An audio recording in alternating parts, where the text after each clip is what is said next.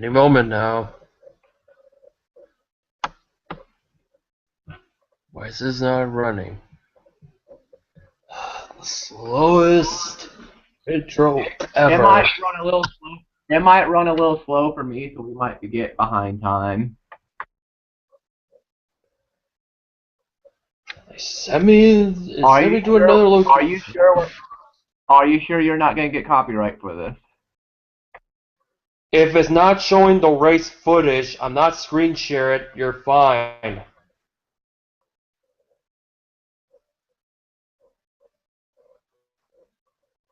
There's no race footage. We're watching it, but there's no race footage in it. Freaking service is being an ass. And they sent me to this room. Let's try again.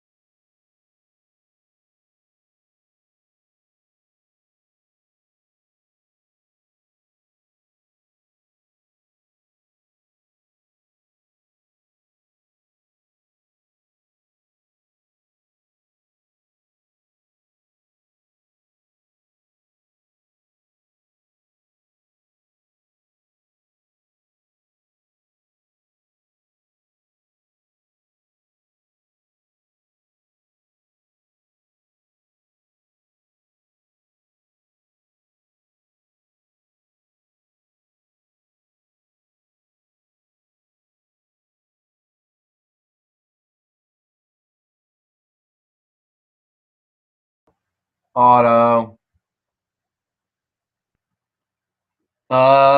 Says we're live, but Auto left a call. I'll stay in here and hopefully he'll join back. If not, then I guess we'll have to go make another one. Don't know what the hell just happened.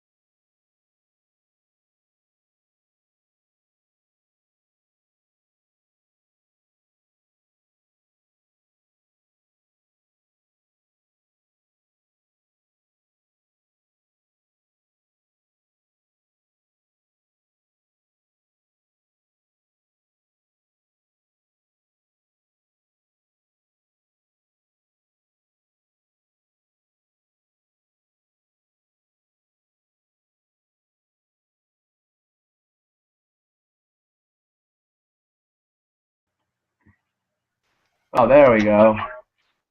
Oh, fuck. The video already started. Yeah. Anyways, because it already started because of a fucking technical difficulty, we're gonna, since given that you haven't heard from me since the Atlanta review, no, it's not because Jimmy Johnson wanted Atlanta, I said I'm gonna stop doing reviews. Here's what happened. I couldn't do Las Vegas because I couldn't do the Las Vegas review or the Phoenix review because I have a life. I have a college life to deal with, so there will be some races that I won't be able to provide you race reviews, but the ones that I do have the chance, I will bring it to you. The Saturdays are a long shot. The summer will definitely be a long shot, but I will provide as many races as I can. I know I said I'll try to do the best, do every single race. It's not been easy. And because of that, I decided, you know what? I'm just gonna give you a special treat. Kind of like we're gonna give you our thoughts and reactions of the 1999 Goody's Headache Power 500 at Bristol Motor Speedway, which is obviously known as the Rattle Escape with Dale Earnhardt and Terry Labonte. So, but before we do that, I'll give you my quick thoughts about the Atlanta race and no, Las Vegas and Phoenix. For me, the Las Vegas race, it was an okay race. Hate the fact that Jeff Gordon wrecked again and got wrecked by Danica Patrick, where there's no fucking footage of the event. I don't even think it's still up. That pisses me off. And I hate the fact that he got collected into Jeff Burden once again 9 laps down. At least he finished 18th. However, it was his worst start of the year. He was 30th in points. Kevin Harvick won Las Vegas. That was his 6th straight top 2 finish. I didn't really see the entire race because I was busy with college stuff, especially meeting with a newspaper editor that does sports in Seattle. So that's why I didn't watch the Vegas race. I don't have much of an opinion about it. However, Martin Truex Jr. had another phenomenal run. It proved to be Regan Smith's last race in the 41 because Kurt Busch came back, and Kurt Busch, I did saw the entire Phoenix race. I did not take notes. And yes, if I don't take notes, I cannot really provide you a race review because I want to bring you every detail, a good quality video. But Kevin Harvick won back-to-back. Jeff Gordon finished in the top 10 for the first time all year. Only gained 5 spots. He's 25th. Kurt Busch's first race back, he had a solid run. He gets the shout-out. Same with A.J. Allmendinger, Martin Truex, who are still in the top 10 in points. Tough break for Dale Earnhardt Jr. He cut his tires, so that diminished his championship far. And Harvick wins back-to-back. He has won 4 out of the last 6 races, which is a really dominant run. 7 straight 1-2. Kurt Busch is ahead of Tony Stewart. And yes, Tony Stewart, when he was finally doing really good, he gets collected. Justin Allgaier had a top 15 finish. Good for him because I feel like excluding Austin Dillon and Kyle Larson, Allgaier is the best of the rest of last year's rookie class. However, I will put Dillon and Larson at my top of the list with Larson number 1. My thoughts of the Phoenix race overall, I give it a 6 out of 10. Good. There was a couple of dull moments then and there, but it was a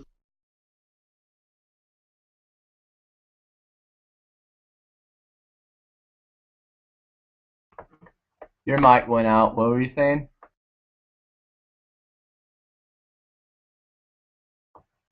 Auto. Hello?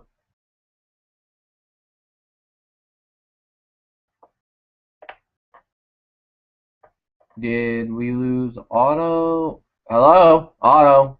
Copy.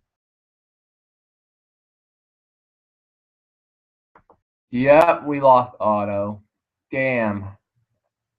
I don't know what the hell's going on, people. I guess Google's being an idiot tonight.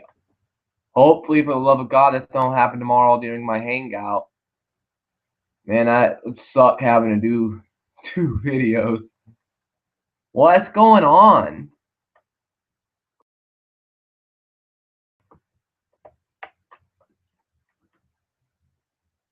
Auto copy. What the hell is going on?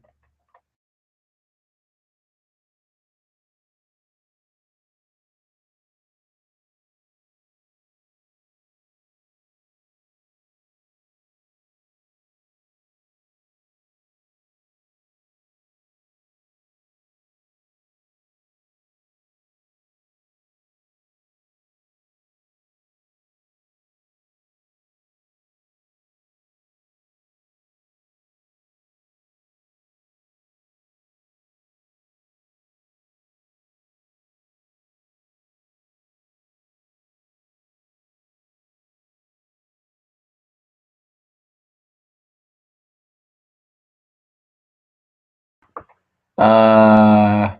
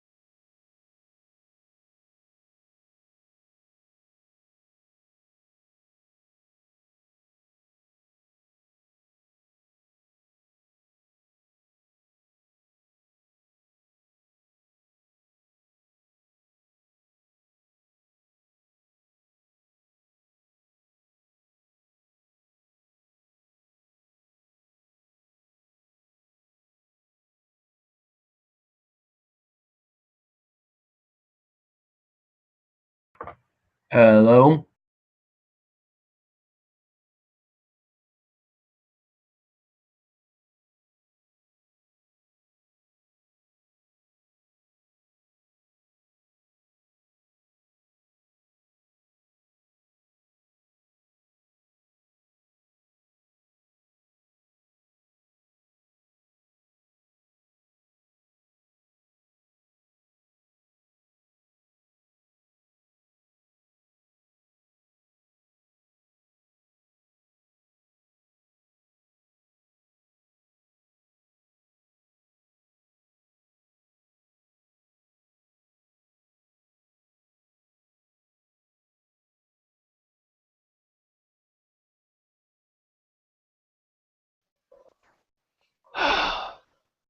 Frickin' area that I am doing this. If I crash one more time, we're canceling it for until tomorrow. What's going on? Keeps crashing because I'm not in the proper area where it gets good service. I got sent to the shaft.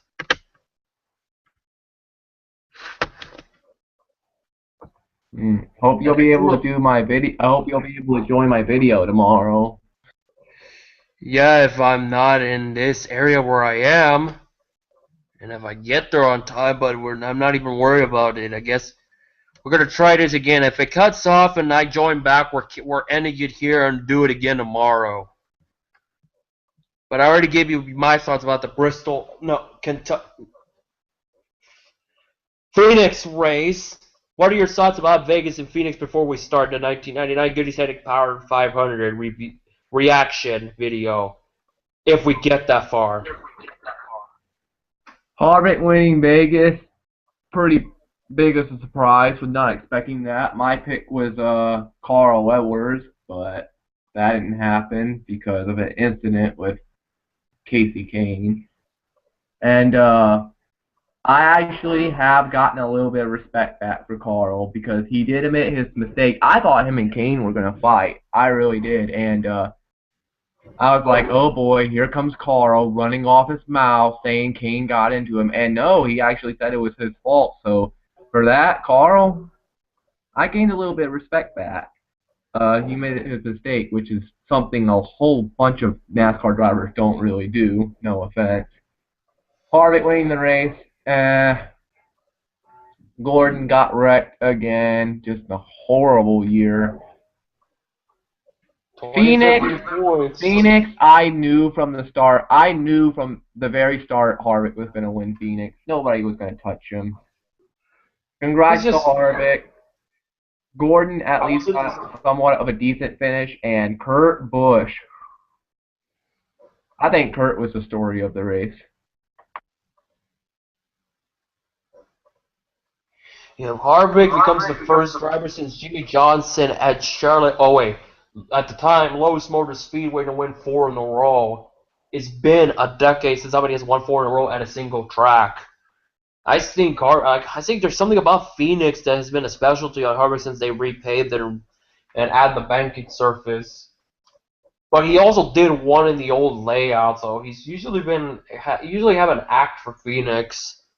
And as far as Kurt Busch, he probably definitely pulled one of the best comeback runs, and I just hope it continues on because personally, without the Busch brothers, it's just not feel the same. It just doesn't feel right. It loses some value to a certain degree, in my opinion. Now the question is, when will Kyle join, and if they allow Brett Moffitt to be a Rookie of the Year contender, because he's the only one, in my opinion, that deserves Rookie of the Year if he's still eligible. Brett Moffitt is the only person in my eye that should win Rookie of the Year. Yes, he's in the 34. Yes, Nemechek is still in the... No, not Nemechek anymore.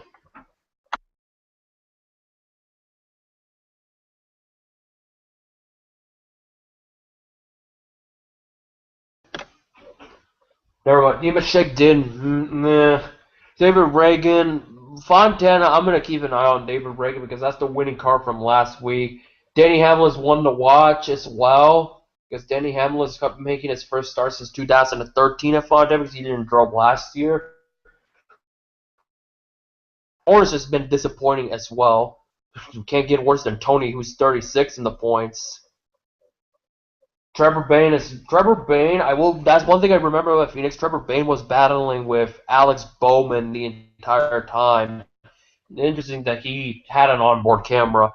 And what we'll bring up in the Bristol race that we're gonna start talking about in a few minutes is there were back in the day when even guys at the back of the pack had onboards.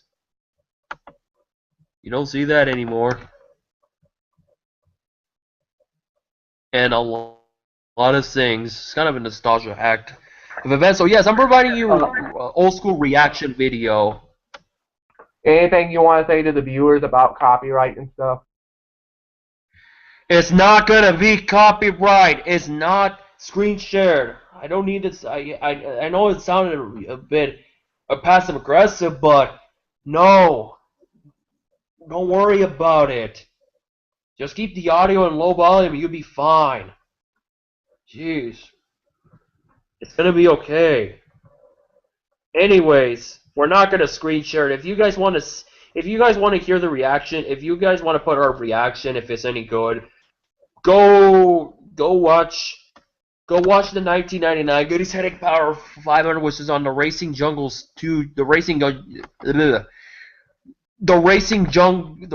Jungle 2 channel to watch the race. Kind of like watch this video, and when we start watching it, when I say now, that's when you start watching the Goody's Headache Powder 500. If anybody watches it in the near future, so it is going to rely you finding the actual race and listening to this video right now to get a good idea of what we're talking about. So I'm not screen sharing it one bit. However, what we're going to do first is give you a rundown of what happened in the previous race in Michigan. The 1999 Pepsi 400 presented by Meyer. No, not Daytona, the Michigan race, because it was also the Pepsi 400. Bobby Labonte, who at that point going in has yet to fail to finish a race, won. Bobby Labonte, I will say this about Michigan, he was really good in Michigan in the 1990s. Aside from Atlanta, you can count on Bobby Labonte being a factor. Jeff Gordon finished second. Tony Stewart, the rookie, finished third, starting 37th. Dale Jarrett fourth. Dale Earnhardt rounding out the top five. Chad Little in one of his best runs in Rouse 6. Mark Martin 7th. Jimmy Spencer 8th. Hud Strickland in the 58, which was commonly driven by Ricky Craven that year. 9th. John Andretti running out the top 10. Elliott Sadler 11th. Rick Mast 12th. Michael Walter 13th. Matt Kenseth making a part-time run. Same with Dale Jr. I'll mention him in just a second. He finished 14th. Sterling Martin 15th. Rusty Wallace 16th, Jeff Bodine 17th, Jerry Mayfield 18th, Bill Elliott 19th, Steve Park running out the top 20. Notables: Joe Nemechek 22nd, Wally Dallenbach 23rd, Dale Jr. 24th, Ken Trey 25th, Terry Labonte 26th, Kyle Petty 31st, Dave Marcus 33rd, Kenny Irwin 34th, Bobby Allen 35th, Jeff Byrne 37th, 38th, Ricky Rudd. Dead last, the last car winner from Brock Beard's blog, Ward Burden, who started on the pole, only let one lap, failed to finish. So the top 20 in points follows. Dale Jarrett at this point had a 314-point lead over Mark Martin. Bobby Labonte was third, 347. Jeff Gordon fourth. Tony Stewart fifth. Jeff Burns sixth. Dale Earnhardt seventh. Rusty Wallace eighth. Terry Labonte ninth. Mike Skinner rounding out the top 10. Ward Burden 11th, Jerry Mayfield 12th, John Andretti 13th, Bobby Hamilton 14th, Wally Dallenbach Jr. and a Hendrick prepared car. Yes, Wally Dallenbach did drive for Hendrick, and I took me by surprise. He was in the top 20 in points. Ken Schrader 16th, Darnell Morris 17th, Bill Elliott 18th, Michael Waltrip 19th, and Jimmy Spencer running up the top 20.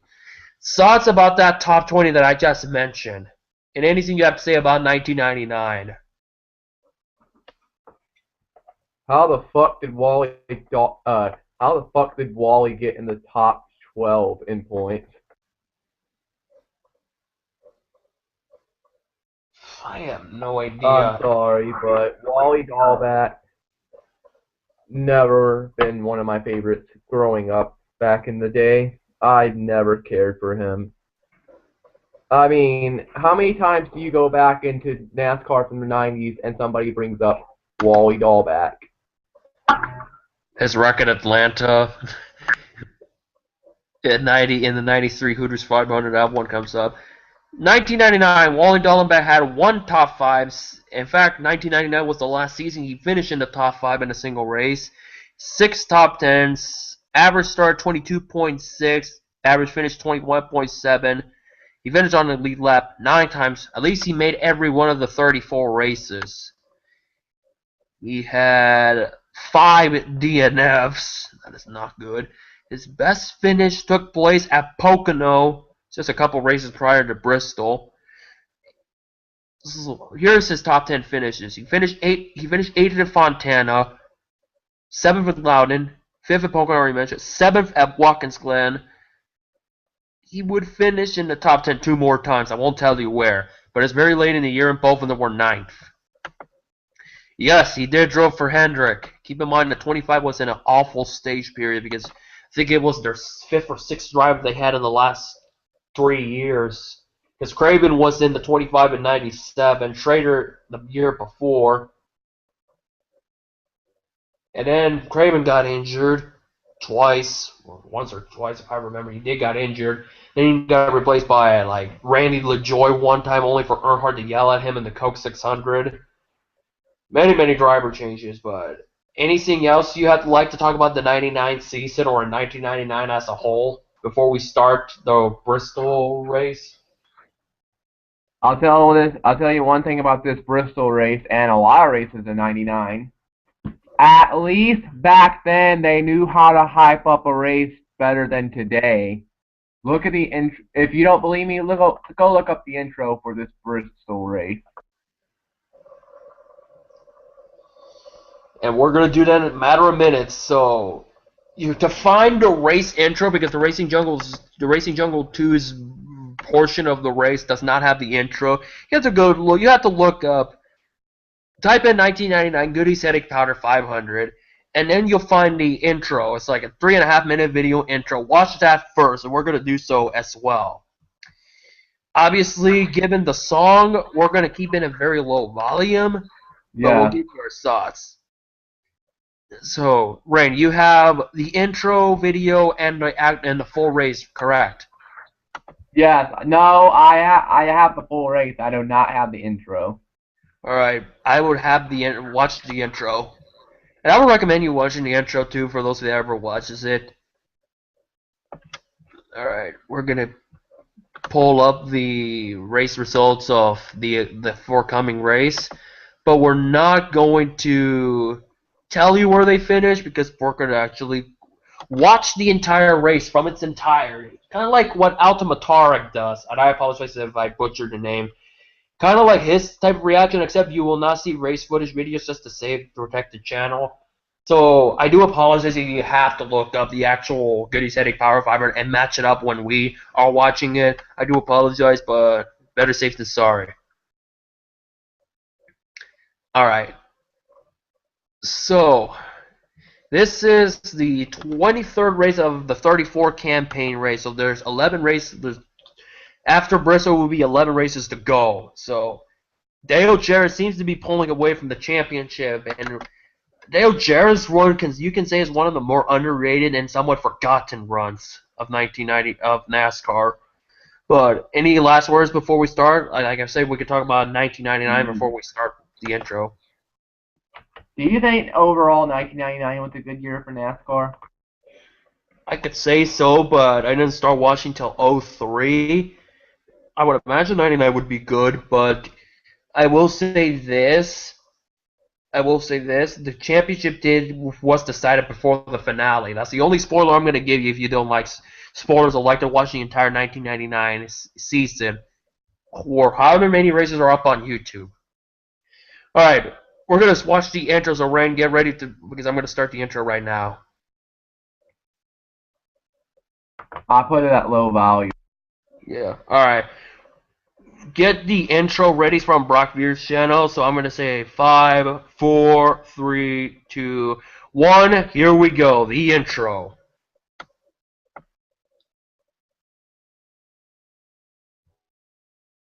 Makes me want to go play NASCAR 98 right now. I don't see nothing. Don't watch it on the app.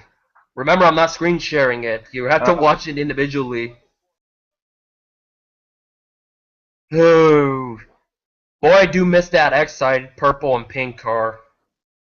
And now we're getting to the Business is about to pick up in Bristol. Yeah, Gordon did not have a good race in that one in the FTSE 500.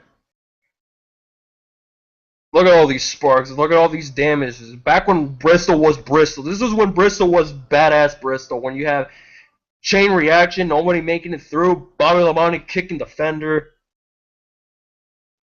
Dale Earnhardt and Rusty Wallace fighting at the end of the race. Ramp. Okay, Dale Jarrett. You arc a break, whoever that was, and Bobby Labonte wrecks, Rusty Wallace wrecks. Jerry Nadeau. The video will not work. The video will not work for me. Don't watch it on the app. I said watch it on your webpage. Okay. As I say, we're not watching it on the app. We're watching it on the actual YouTube site. What do you see? Not to tell you what. Tell you what. When you see the intro, do you think it's a kick-ass intro to build up a race or what? Kevin fucking LePage when he was with Roush, and there's Wally Dallenbach in the Hendrick. Talk about two drives you least expect. Kevin LePage before he went full retard. Jeff Burton winning in the rain, and Jeff Burton before he wrecked Gordon to Texas.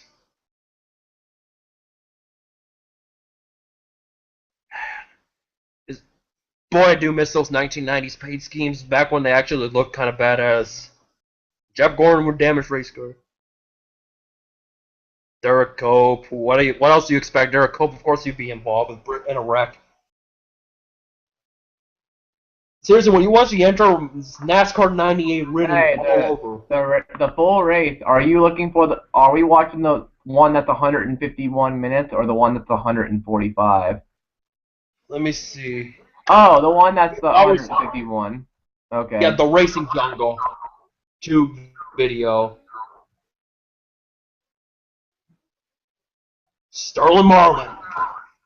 Oh, that's Ken. No, wait, that's not Ken Schrader. That's somebody else in the 36 because. Oh yeah, I shall mention this. Ernie Urban career-ending wreck in a Busch Series car, if I remember, happened at Michigan. So it is not Ernie Urban in the car. You'll figure out who it was when you see the actual race footage. Hey, look, back when Bristol was a sellout crowd.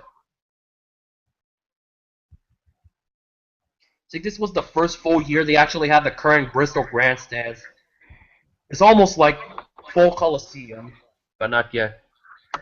All right. There's a guy in the comment that said old ESPN coverage beats Fox, NBC, current ESPN, TNT, ABC, CBS, TNN. Hell yeah. Anything of the 90s kicks ass. That's why I'm doing this reaction video. If I can't do race reviews, I'll make it up for you guys. So, yes, you have to watch the race from the Racing Jungle 2's channel to fully understand what we're talking about. Because I can't provide you commentary. Enjoy the commentary while listening to us. Alright, you got the Racing Jungle 2 video ready? Yeah. Alright, we're going to start now.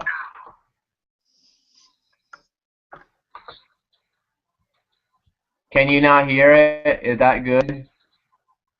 I don't hear it. And as you can see, look at your top 10. Who are you surprised in that top 10? Who do you least expect in that top 10 that is in? I say Mike Skinner, but I think this was Mike Skinner's best run in RCR. Benny Parsons, Ned Jarrett, Bob Jenkins. 3 of the best collaborative team in NASCAR history. Maybe there's a chance I may go a little bit back than you. Your computer might be faster than mine, so if it is, give me a couple of seconds to get caught up. Because we're watching this entirely. We're not pausing, watching the replay. We're going to watch it like it's actually happening. Yeah. Tony Stewart, still looking for his first win at this point. Based on the races that I've seen so far from '99, he was a pretty good qualifier. Obviously, I mentioned he was not good at Michigan. When did he get after this race, when did he get his first win? He didn't got it until Richmond, which is And that was insane. about a month later. A couple races later, this race was on August 28th, so it had to happen the week after. It had to happen 2 weeks by now because I know Darlington. I would imagine Darlington was the next race. Rusty Wallace. Nobody can beat him in that paint scheme.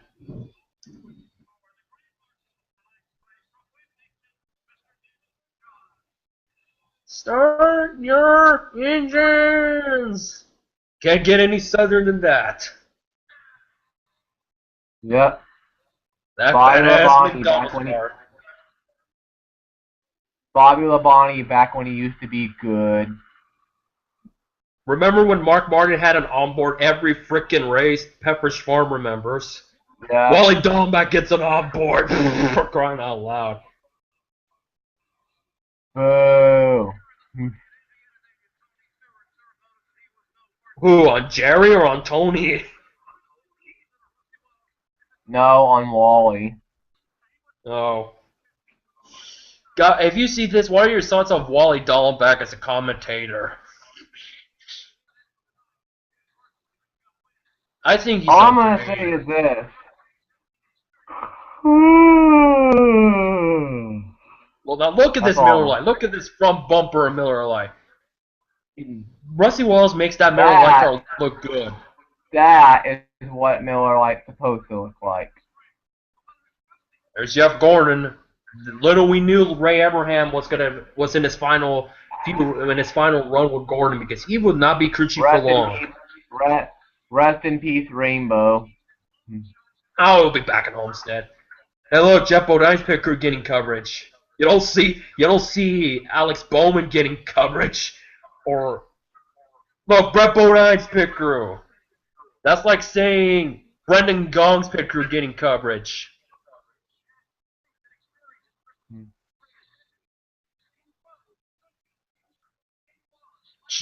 Let's see, Jerry Nadeau did one later on. Tom Bodine never did. Neither did Kenny Wallace. Tony Stewart, of course. John Kernan, NASCAR pit reporter turned NHRA pit reporter in 2015. Anybody misses the good old quality care paint scheme? I certainly do. I do. How about taking to a test drive? Oh wait, that's not this is not 2002. I miss the Winston Cup series. I really do.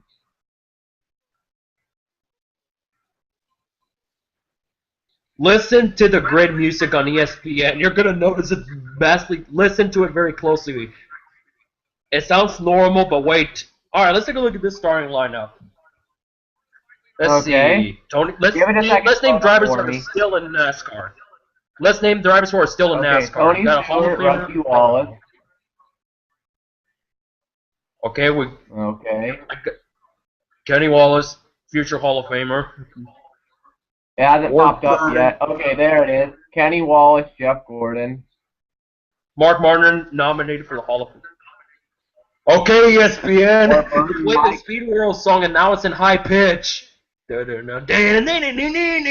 Jerry fucking Nadeau is in the front row. Robert Presley in the top 15. I can only see two drivers that are still active. What? Robert David Schrader.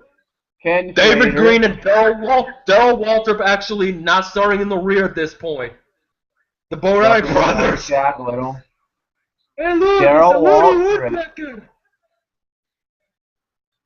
Woody Woodpecker car. Brett Bodine and Ty Bodine starting side by side. Dale Earnhardt staying on the backstretch. Okay, Ricky Graham was in the 50, but I think Kramer in the 50. Elliott Sadler, he's in the Xfinity. Kyle Petty, that's incredible. It's going to start with Steve Park. Ricky Rudd, future Hall of Famer. Bobby Hamilton. Elliott Sadler. Jeremy Mayfield. Timeout. Sadler was racing back then? Yep. Hud Strickland. Hud Strickland almost won at Daytona. He almost won the 500. Mr. He who must not be named, Jeremy Mayfield. Yay, Marcus. On the provisional. What time are you on? Because I can tell you we're behind. I can only I'm name. at 6 minutes. I'm at 6 minutes and 8 seconds. All right. Listen to the guys who failed to qualify. Okay. Dick Trickle, Rich Bickle. Now Oh, say that. Now it say hasn't that five popped. It times. hasn't popped up yet. It has not popped up yet. No, the DNQ list doesn't pop. And only 2 went home. Dick Trickle, Rich Bickle. Now say that 5 times.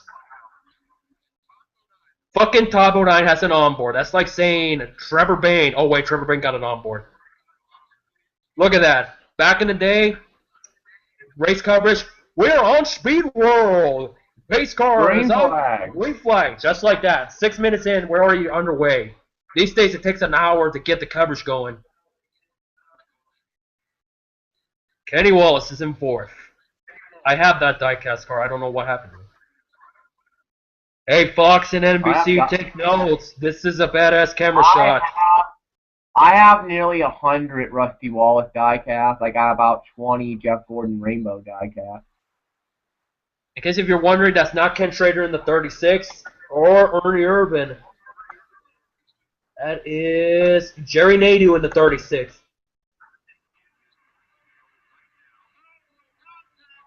No surprise Ah! Robert Presley. No! Ah! Eh. Really? No caution? Now there's a caution. Now, There it is. Now these days, you hit the wall, caution. You get loose, caution. Okay, Schrader. Okay, Schrader. Okay. Schrader. Dick move. Well, that's Bristol for you. We're going to play a high-pitched version of Speed World. We're going to take a quick break. Okay, we're going to show you. Okay, we're going to get random onboards. Look at all these random onboards. Watch Robert Presley. He's probably chewing tobacco. You can tell he's chewing tobacco. Okay, he hasn't popped up yet. There he is. Look at his left cheek. Does it look like he's chewing? Yeah. Back in the day when back of the pack drivers get interviewed, you don't see that anymore. Like, say Justin Allgaier or Rex, how you'll get an interview unless if it's the wreck at Kansas. I don't remember if I don't even know if Allgaier got interviewed. Period. Robert Presley's out of the race on lap 1. Oh yeah, remember when Tiger Woods was relevant? Look at this. MLB playoff races, Tiger's Tail, college football opener. Damn. Tom Brady was in college. Peyton Manning was just in his 2nd year in the NFL. Ryan Leaf was busting. MLB was having a pretty good playoff series at this point. I mean, not playoff. They were almost done with the regular season. Look at it. Look at all these stands. It's sold out. And we're underway again. Too bad we'll never get that again. Nope, they repaved it. The racing has somewhat not been the same. Look at all these camera shots. I know NBC used that camera. Why were you so good back in the day, but now you suck? Why, ESPN? Why? Hey, ESPN are no longer covering it. Hey, look, Tony's. They used to be so good. I love the ticker of ESPN. It's simple but effective. They used to provide the most randomest stats ever that you'll never see again. And it would have the car manufacturer. Oh, yeah, you also had like random championships. They even kept track of the manufacturer and rookie of the year point standings and portions of the race. It's like, you don't get that at all, especially this crappy rookie class that we have, because Trevor Bayne is not eligible. You want to know what I like about that? Instead of it saying lap 0 or lap 4 or 500, it counts down. It's like 488, 487, 486. Yeah, I know Fox first season did that. No. Meanwhile, David Green is doing pretty good in the 41. There's Jerry Nadeau and Kenny Irwin and Sterling Marlin. Uh-oh, 28 going by a 36. and he clears them. Oh, ID criminal. I see you're commenting. Look at What the did the rear. criminal say? It said, "Hey guys." Oh, Jeremy Mayfield's pitting. I love the rear bumper of the M&M's car. You mean he who must not be named? Oh come on, he had the best looking. I love that. Mr. Unknown is on pit road right now. Mr. Unknown is John on pit Andretti. road. Wait, yeah, John There goes Andretti getting Mr. loose. Ah! Yeah. I If bet. you want to, if you want to, you can invite the criminal. All right, D criminal, I'm inviting you in. Hold on. John Andretti, that was a nice save. You won't see that from. You won't see that from Matty Benedetto anytime soon. No. Rusty Wallace was the king of Bristol at this point. He's still looking for that 50th win. Yeah. Yeah, it will happen at Bristol. Not in this race, but the next one. And look at Tony. Where the Tony's trying hell to is get Terry by Labonte? Where the hell is He's Terry in Labonte? ninth. I haven't even seen him yet. He's in ninth. Where the hell is Terry? I haven't even Earl seen him started yet. it right around the back. He had that backstretch pit stops, which at this point I think only Davey Allison was the only one who had won on the back, who won the Bristol race by pitting on the backstretch. I know Elliott Sadler would do it later on in 01, and which Sean Andretti almost won.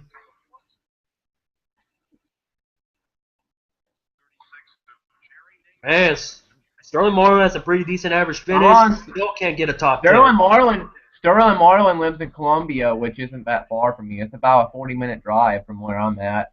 Yeah, Columbia, Tennessee. He used to drive the University of Tennessee for the Busch Grand National cars. Yep. Poor 36. He's getting passed by so many guys now. Jeff Burnham's in 36. Look at that. A future Hall of Famer battling a Hall of Famer. Well, there goes Tony. No. I thought Tony was going to get the lead. Nope. Can we say Bristol was somewhat difficult to pass either way? Whoa, Mike Skinner's having problems. Look, they gave you the No! Skinner! Look, they gave you the point standings as of right now. You don't see. Yeah, ESPN will later do that, but only late in the year. Oh, Irwin. Really, Irwin? Little nudge in the corner. Now, if it was 2015, that would have been a caution. Because it would have been a 3 yellow. Sterling Marlin and Chevy. This is before Ganassi joined NASCAR. It looks like the Brooks and Dunn car. I never saw. How the heck could that be a debris caution if nothing fell off? I didn't see nothing fall off. Well, but it's given NASCAR logic these days, it probably will. And look, there's Jeff Gordon. 2 years prior to this race, he did a bump and run on Rusty. I wonder if he'd do it again. And Come speaking on, of Gordon! Elliott Sadler, a frickin' rookie. I'm surprised the criminal hasn't joined. Oh, I haven't invited him yet. I'll get him in.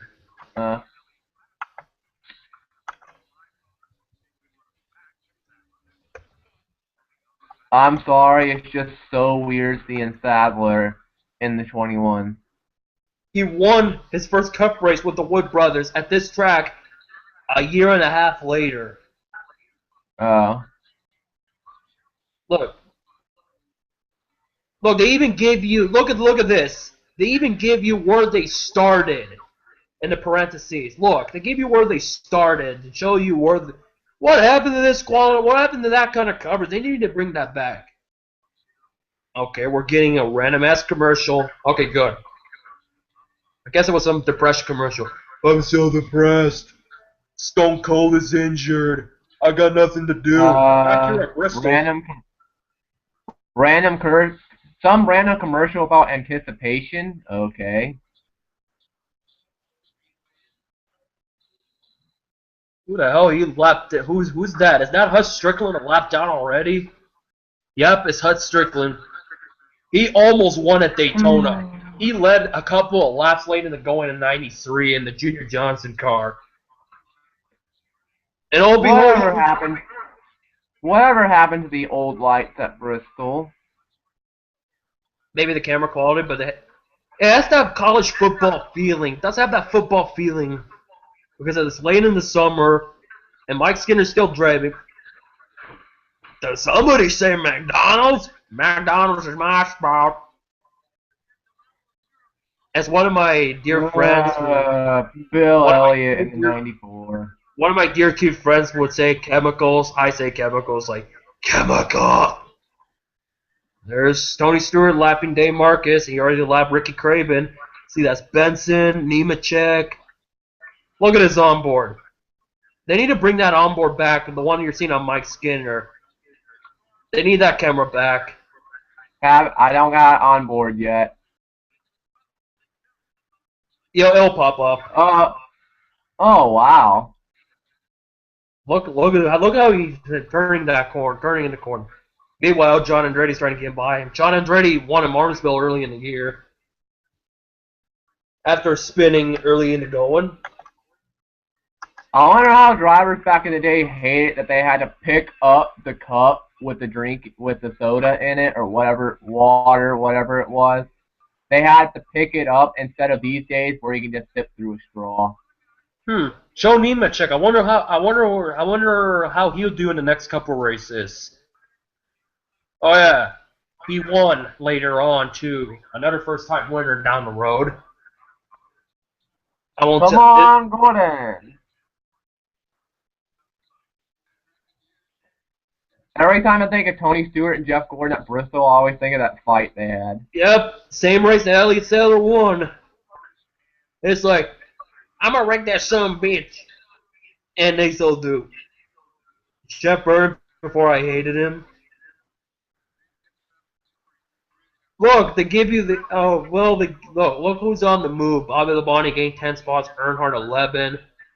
That's weird that they're not putting it in numerical order. It's just showing by the highest position of the most gain. Bobby Labonte has the most. Oh no, Bobby Hamilton.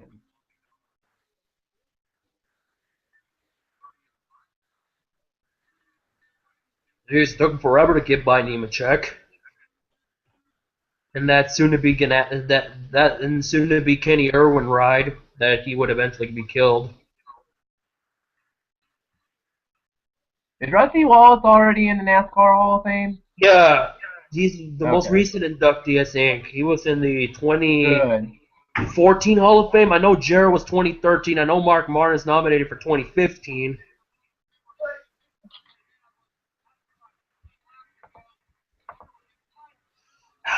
It's going to be a hard pill to swallow seeing the Miller Genuine draft car driven by Brad Keselowski, who apparently was jealous because Kyle Busch was noticed before he did. And he saw I swear, if they give Brad Keselowski a throwback this year and it looks like Rusty Wallace's 2 car, the Miller Lite one, like the one that he's racing at Bristol, if they give him a paint scheme like that this year, I am going to fucking rage. Meanwhile, we're going to still show you Mike Skinner falling in the back of the pack. Why? Because he's 10th in points, and if he falls more spots, he's going to be outside the top 10. Mike Skinner will be a Hall of Famer no matter what. Oh, I know people say, whoa, what are you talking about? He'll never be in the Hall of Fame. Are you RBD's cousin? Listen. He'll be in the Hall of Fame for a truck career. Yes. Hall of Fame for truck career. Yeah, Greg Biffle will be a Hall of Famer for winning the Cup, the Busch and trucks. He almost won in this. He almost would have been back-to-back champion had Mike Bliss didn't fuck it up in Fontana in the finale. Look at how they did it back then. They would make the screen a little small, and then they had the scores to where it was big enough to where you can read it. Unlike today's ESPN. Texas Rangers actually won a game. Baltimore loses, Hey, look, Montreal. What happened to Montreal? They became the Nationals. Oh, well, no Yeah. surprise, Atlanta. Of course, Atlanta would win. But then again, it was Mark McGuire's era. So I'm waiting for the Cubs to pop up. Where are you at? I'm at 444 laps to go. Well, look, Cincinnati. there's the first feature of Earnhardt trying to get by Atlanta, Ken St. Louis. Walker. Okay, here we go. You know. FSC, Where are the you number at? one in the Where are country. you at, Cubs? Fuck Arizona. Thank goodness Penn State beat their ass in that one. Pittsburgh, San Francisco. Back with San Francisco. Well, San Francisco. The league. Okay, Are you Schrader. fucking kidding me? We lost to the fucking Dodgers. Fuck that. How the fuck? Ugh. How the fuck were Arizona that good in '99? Okay, Notre Dame murdered Some team that they Osaka made Japan. the bowl game. Tiger Woods back when he was good. Look at the top in the field summary. They even kept track of rookie points, manufacturer points, and all that stuff. You don't see that anymore. Only two rookies in this race, Stewart and Sadler. The previous race, you had four: Stewart, Sadler, Junior, Kentz. Except Junior and Kentz were part-timing, and Junior was probably smoking the field in the Busch Series. Yep. Did you like it back in the day when ESPN would do that? They would make the screen Yes. kind of small, and then they had this big freaking sport feed come up. It could be a distraction. I think that's why they went with the bottom portion of the screen. Meanwhile, the good old course line Chevrolet is going to do well. I was thinking we're going to go down the corner, down turn number 4, and Brooks the Dunn course line Chevrolet, try to get by good old Dave Marcus. Go Earnhardt. They just show, no, that's Marcus in the 71. I know they kind of looks. I'm going to go down on the corner, maybe go find a bug-eyed dummy, and I get by Dave Marcus down the corner. Look at me getting by back when I used to be good. Had he not been injured, I think Marlon would have either win or lose. Dave Marcus. I only have a couple of words for Dave Marcus. Horrible piece of shit. Glad you retired. Oh, come on. He was good in the 70s. Longevity. Way better than Jeremy Mayfield ended up. Oh, you mean Mr. Hughes should not be named? Yeah, and there's Bobby Labonte, still the only one that's finished every race, trying to get by The real number 18. Bobby Labonte, in my book, is still the real 18. And look at they actually gave you the fastest, who got the fastest lap early in the race. NBC will later do that, but only in the closing stages of the race, not like in the first tenth of the race. It looks like Gordon is quicker than Stewart. Mark Martin not that far behind. What are the chances NBC gives us something like this? That would be useful. I know Dale Jr. recommended Steve Letarte to have everybody in the NBC boardroom watch the 1979 Daytona 500 coverage and go with that method. I hope they kind of do. Hey, look, there's Brett Bodine in the Paychecks car. I wonder what Paychecks become. I think they went out of business. Jared. Hall of Famer in 15 years. Or 13, I can't recall. Only father-son duo to be in the Hall of Fame with the exception of the Francis. No. Petty's, Francis, and Jarrett are the only father-son combinations in the Hall of Fame as of right now.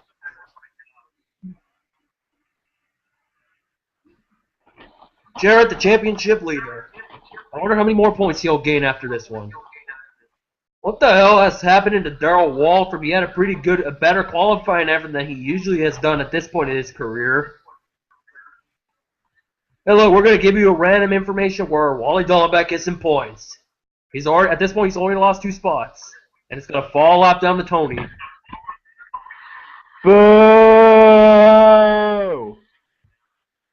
It's okay. Junior took over the Budweiser sponsorship. It'll get better. The Budweiser car will be competitive one day. What did Junior drive? What did Junior drive as a sponsor for this year? The same sponsor he drove in Michigan, Budweiser. Oh. If I wasn't a stupid-minded fuck, I would have still have. We're gonna bring you a high-pitched version of ESPN Speed World theme with a different top 5 graphic. Okay, what happened? There's a caution.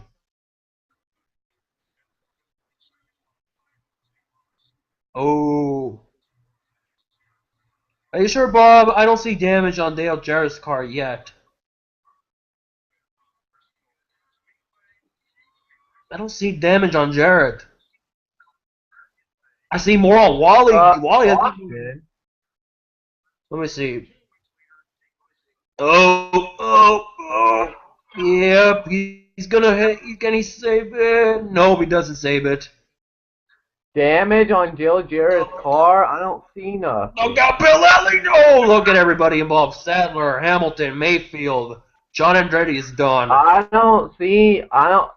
Hold up. Well, Jerry Mayfield will not be done wrecking in this race. Ugh, he almost saved it.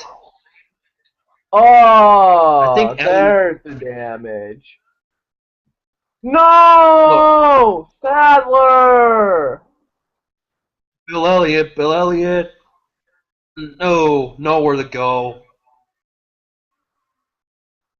Alright, pit stop. Set Bristol. This should be fun.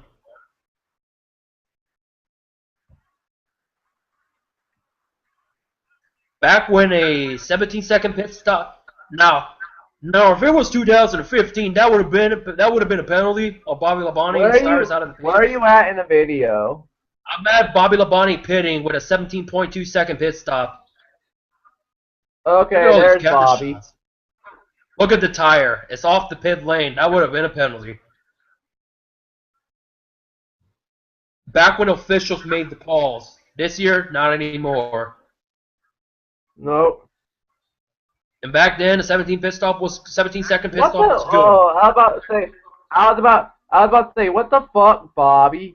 You don't go backwards. It's a tight. Whoever said Bristol was an easy pit access is not.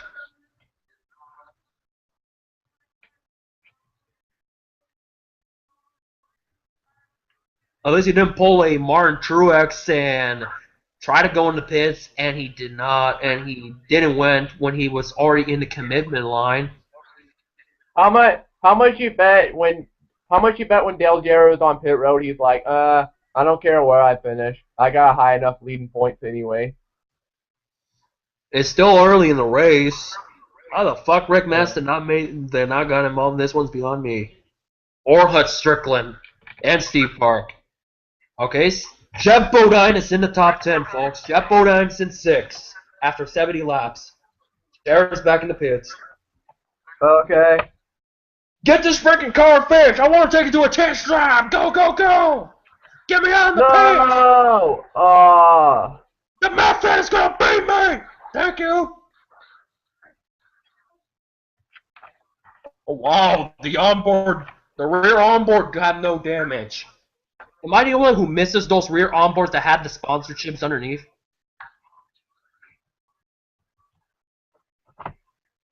Jeff Bodine is in 9th.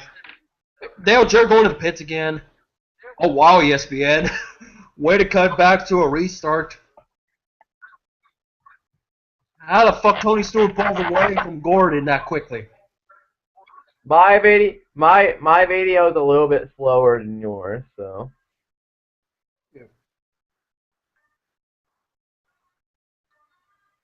Guess that was Dale Jarrett on the radio.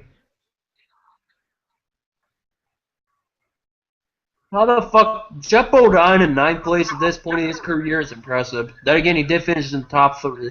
He finished third at Daytona in 2002. Jimmy Spencer running 11th. I wonder where he'll end up after this race, believe it or not. Rick Mast is in the top 20. And that Woody Woodpecker car. It's a Woody Woodpecker! Look at all these stuff! Richard! For those who don't get it, that was a La Bamba reference. If you've seen La Bamba the movie, you'll get my Richie line on the Woody Woodpecker obsession. Kyle Petty, 25th, typical run for him. Darrell Walter, typical run at this point in his career. C. Grissom, 1 lap down in 32nd. Even back in the day when the top contenders have damage or out of contention, they still get footage. These days, if Gordon wrecks, he won't get much footage after he gets damaged. And even Jimmy Johnson gets more coverage than Gordon when he wrecks. At least Gordon still wins. Alright, Sean, I'm going to invite you one more time. What do you say? He didn't say much. He hasn't said anything. Meanwhile, we're still going to show you more coverage of Mike Skinner. Why? Because he's in the top 10 of points. I think Larry McReynolds was his crew chief that year. Yay! Skinner! Let's see where Skinner at this point after 95 laps of 500 miles.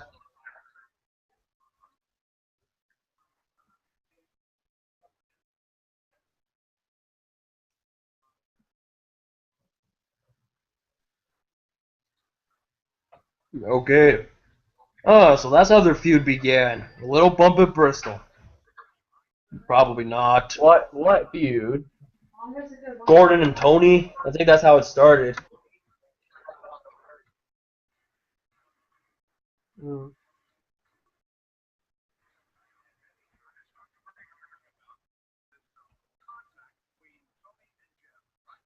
Uh-oh. We got a caution. Jeremy No! again. Dang. Okay, at least he's okay. Okay, I'm okay. I'm gonna take it to a test drive anyways. Jeez. He's having a Chad Blunt kind of a day so far. No! Jared! And into the garage he goes. Okay, I guess this is where his downfall begins. Hey, look. Oh, they're gonna fix the rear end housing.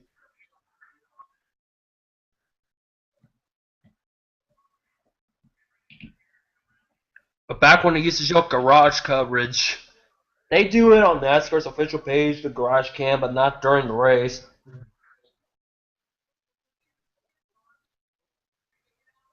And that, my friends, is how Dale Jarrett won the title. They're fully prepared. And there's Bill Elliott in the garage.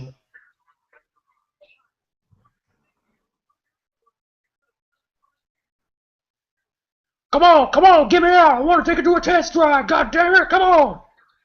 Meanwhile, Jerry Nadeau's in the pits. No, wait, that's Ken Trent. What the hell? What the hell are they putting on that thing? A new rear end housing. I guess it broke. You know that long you know when Ryan Newman flipped at Daytona? That's what it was. Yeah. When the rear end housing ripped completely apart, that's what it is. For what? What's Nadeau being held for?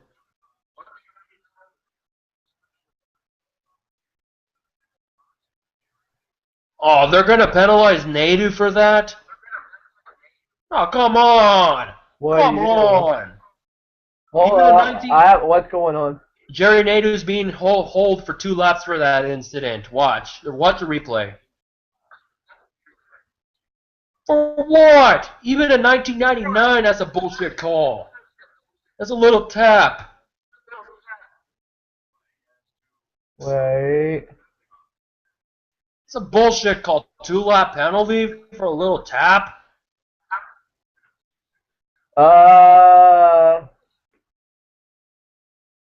Look. Oh, come on. It's barely anything. That's barely anything. And that's 2 laps. That's a dumb call. Especially for 2 laps. Even back in 1999, back when NASCAR. That's a dumb call. You didn't get Shane Meal wasn't penalized for wrecking Jarrett in a Busch race. Oh!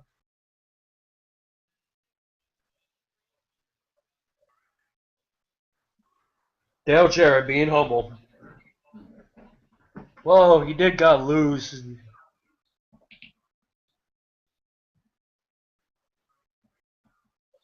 Classy Jarrett standing up for himself and apologizing for a wreck that Hold pretty up. much was the. I'm not at that part yet. I'm not When at you that get part yet. there, Okay, here listen we to are. his interview. Listen to it closely.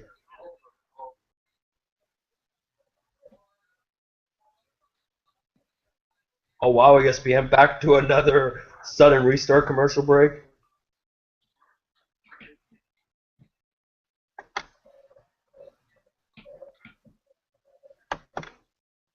And that is why I have respect for Dale Jarrett. He stand up for his wreck, even though he tried to save it. He did what he could. If it was Brad Keselowski, he would have fucked up the whole field. Yeah. 6 laps down at Talladega. Dale Hey, Jarrett. ESPN! Good job on the restart. You don't That's come back to commercial as soon as they're going green. that's the second race. That's the Dumbasses. second. That's the second time in this race. Hey, look, Ricky Rudd in his last run and only his. Okay, time out. You know this race is old when Sterling Marlin has Brooks and Dunn on the side of his car. Hey, Brooks and Dunn were big in the '90s, especially Garth Brooks having like a In 20-time 99 though? platinum. In 1999? Yeah, well, Sterling Marlin will drive a Brooks and Dunn's car a couple more times down the road. I think he did drive an 01, if I recall.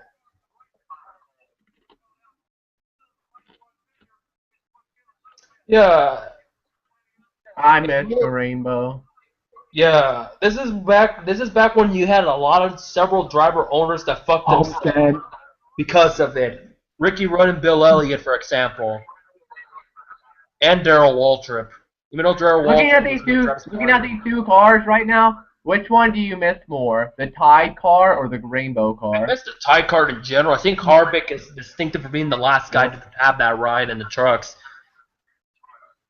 Gee, Darrell Labonte had a contact before then. Okay, Bodine. There's another. Oh wait, that's Michael Waltrip. There's another Bodine.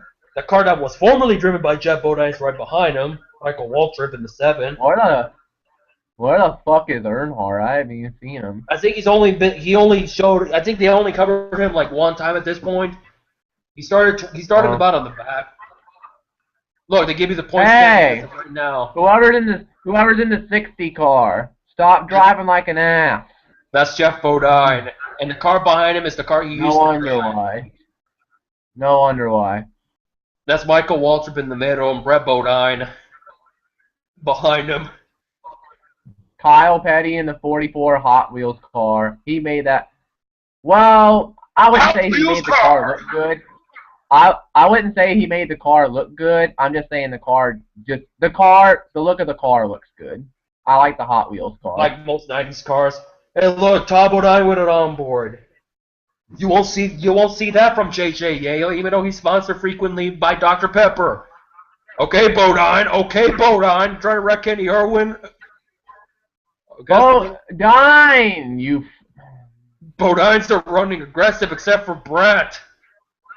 Seems like Brett. Can somebody please black flag Bodine?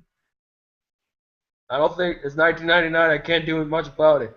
Well, there's David Green in the Kodiak car in this. I know it's short tracks Robbins Racing, but this is getting too far. There's Kevin LePage in the TV Land car. Now back in the day. Kevin LePage before he went full retard. Now Kevin LePage had a good run at Talladega. Oh wait, it's Talladega. Oh wait, this is before Gen 6 two-car tangos happened and the roof spoiler happened. So if you finish good at Talladega, you must have good car then. 380 laps to go at Bristol Motor Speed. We're going to give you a pencil helicopter and more Wally Dallenbach because you have not seen enough of Wally Dallenbach. We're going to still shove it down your frickin' throat because he does. And there's Darrell Walter right in front of him and David Green. Why do not David Green won a pole at Homestead in a cup race? And a car that was And a car that failed to qualify, the name of Rich Bickle. I do not Dick Trickle, Rich Bickle failed to qualify. Now say that 5 times.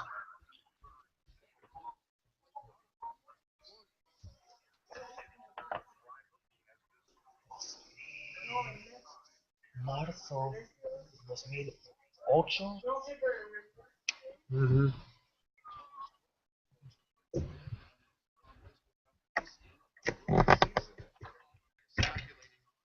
Yep, we asked that about Kyle Larson. Still hasn't happened. For Tony, it'll happen about a week or two. You'll see. Somebody told me on Facebook there's a video somewhere, I think in '99, that showed Kyle Larson as a little kid with Gordon merchandise on, and it was a NASCAR race on YouTube. I don't know Hey, which one it was though. Hey, look, something that you won't see in a NASCAR coverage anymore. They give you who won in their rookie It hasn't year. popped up yet. It hasn't popped up. Points for Okay. what? No, look at the guys who won in their first year. Shorty Rollins, Earl Ross, the Canadian, Riverside guy, Dale Earnhardt, Ron Bouchard, Morgan Shepherd, Davey Allison, add Tony Stewart, Denny Hamlin, Juan Montoya into that Jordy list, Rollins, and Kevin Harvick. Ron Bouchard, Morgan Shepherd. Sad thing, Morgan Shepherd's remembered for that record loud and nothing else. He was pretty good at Atlanta back in the day. Now, if it was 2015, there will be Andy Petrie telling you this in the studio.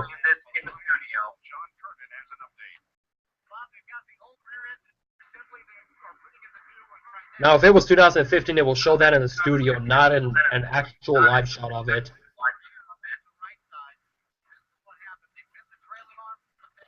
Look at that duct tape work.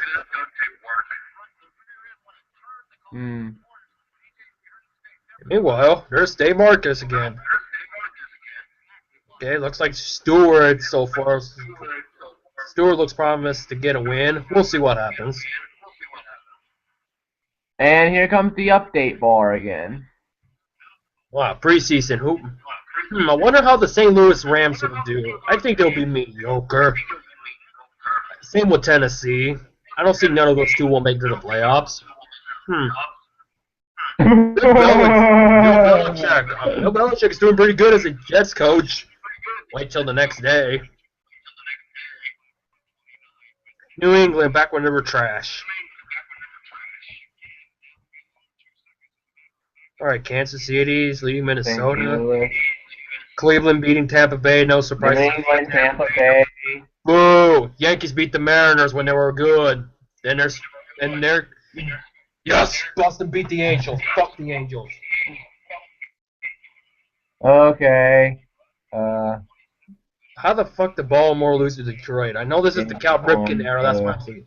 And no surprise Montreal is losing. They could have won the World Series in '94. Texas beat Toronto. Houston when they were still decent. Detroit beat Baltimore. Hey, 1999, the final season at the old Detroit Tiger Stadium. Comiskey Park. And look, back when they had Barry Bonds beating his former team.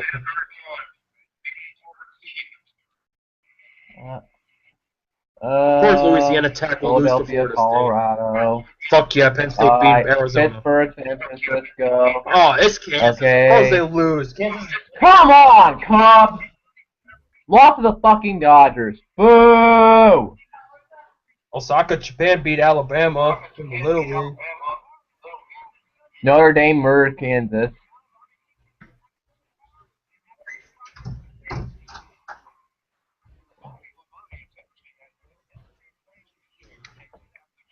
Oh look, Ted Musgrave in '75. I wonder when he'll be in trucks. Any moment now. And now Ray Mock Machine. That Dave Marcus used to drive. Neil Bonham won it a couple times. Butch Bach drove it in a '79 Daytona 500. Look, Mike Skinner. We're still going to talk about Mike Skinner because he's still in the top 10 in points. Now we're at the night portion of Bristol. What are your thoughts of this race thus far? Pretty good. Bodines are running like motherfuckers. Dale Jarrett having problems. Mike Skinner and Wally Dahlbeck getting a lot of coverage. Not much of Earnhardt yet. Wonder where Earnhardt is right now. I think he's doing pretty decent. I think Earnhardt of Old will show up soon. He already won this year. He hasn't won since Talladega at this point of the year.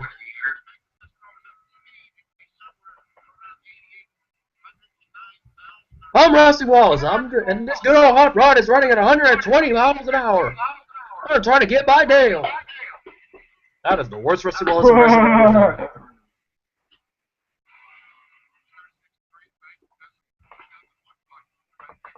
Sterling Marlin since third. Oh, look, we're going to get it at the line. Let's see who got the fastest lap. Okay, Gordon's still quick. Earnhardt is in sixth at this point, but nobody's talked about Earnhardt yet. Shep Bodine is still in the top 10, believe it or not. And Chad Little. Oh! There goes the Atlanta Braves car.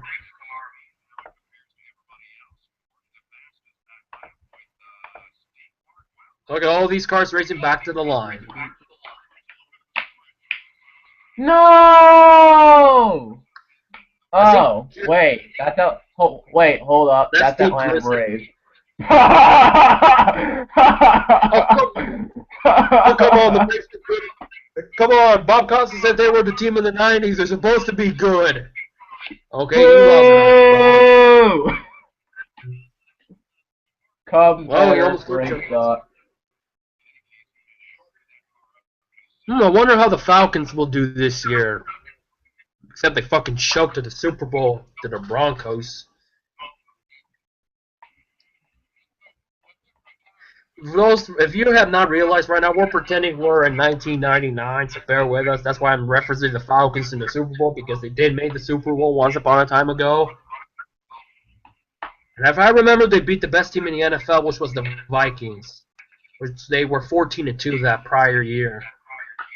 What week were they in the preseason? This is the preseason of the NFL. Look at these ugly ass white uniforms. I'm sorry, this just look weird in the white uniform. Okay, a random ass overhead camera. Back when Jeff Gordon's crew were good, when they didn't fuck up a pit stop or make a dumb call. And there's the second time they mention Earnhardt. Woody Woodpecker. And there's Labonte. I wonder what happened to these two guys later on. There's Earnhardt. I wonder what will happen between Labonte, who's going by Earnhardt at this point if you look closely.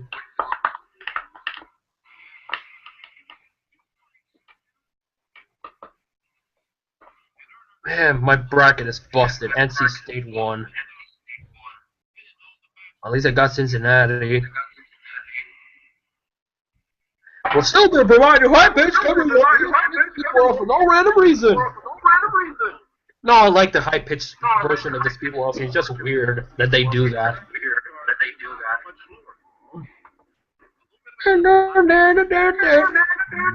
Molly Hatchet. Molly Hatchet, excuse me. Learning with disaster. It's been a disastrous race for a couple of them. Dale Jarrett, Steve Grissom. And speaking of Dale Jarrett, he's still in garage. Okay, ESPN. Even in 1999, you just go to a random break.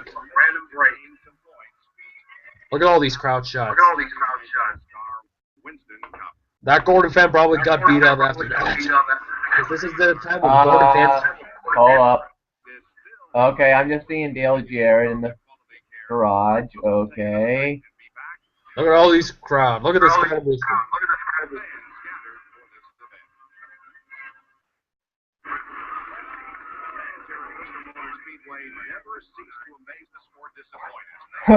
That Gordon fan. Yeah, he probably got beat up after that.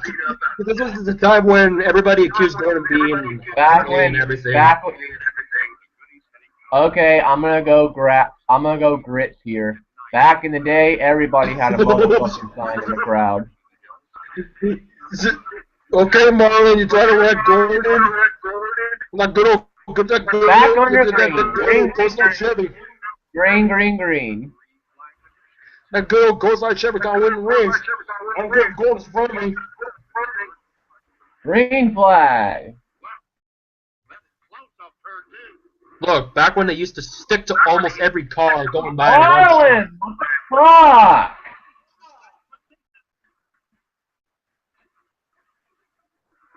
Are you kidding me? What? He's gonna get a flat tire. As a result, he feels like.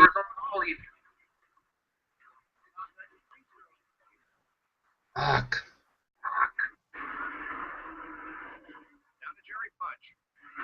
How many more races Abraham was preaching for Gordon?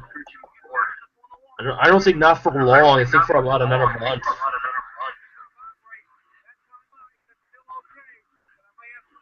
Look, they even give you the top 5 drivers per manufacturer back in the day. Yeah, the typical 3 guys in the Pontiacs are in the top 3: Labonte, Stewart, and Warburton. And Chevy's is still yet to lead a lap. Oh, that will happen later on. I wonder when.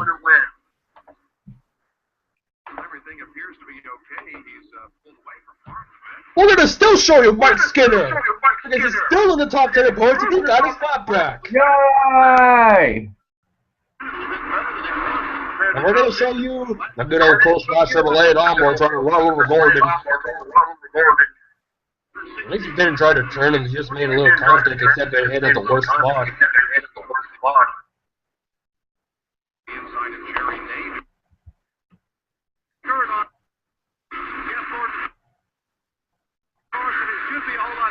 I would keep the race bottom a little bit and have it lower just to let you know.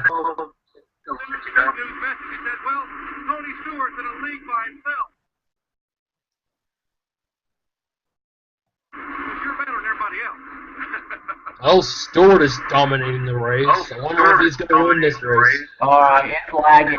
It's lagging for me. Hold up. The video's lagging on me.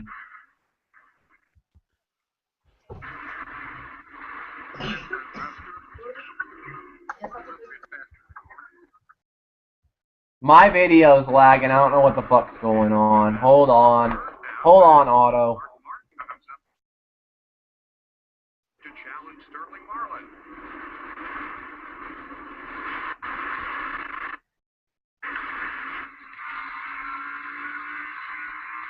Where are you at in the video, Auto? Are you at 53:25?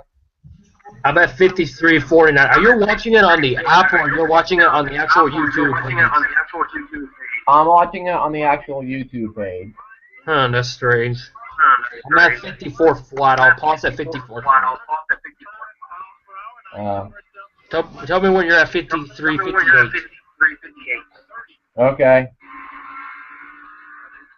Back when Bristol used to go less than 100 miles an hour in the corner. Okay, now. Look, Dale Earnhardt and Jimmy Spencer. Expect those 2 guys to be in the final laps. Expect those 2 guys to be together at the end. Jimmy Spencer, why you have Noble on hood?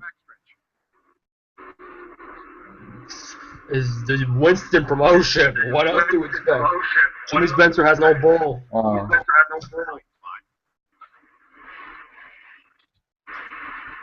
This was when back in the day tobacco sponsorships were allowed. You would see that everywhere in card. You had Marlboro, you had John Player, you had Cool, Winston, and all that crap.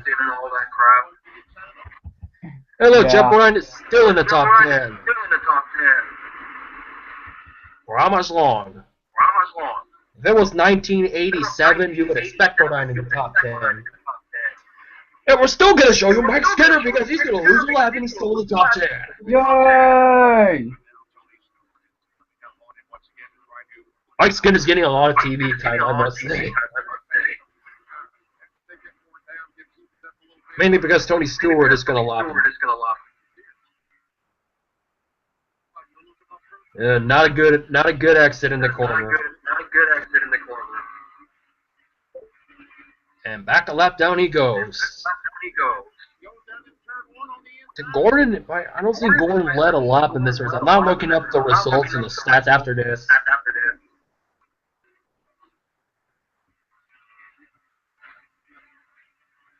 Hey, look. Skinner got a top 500 short track.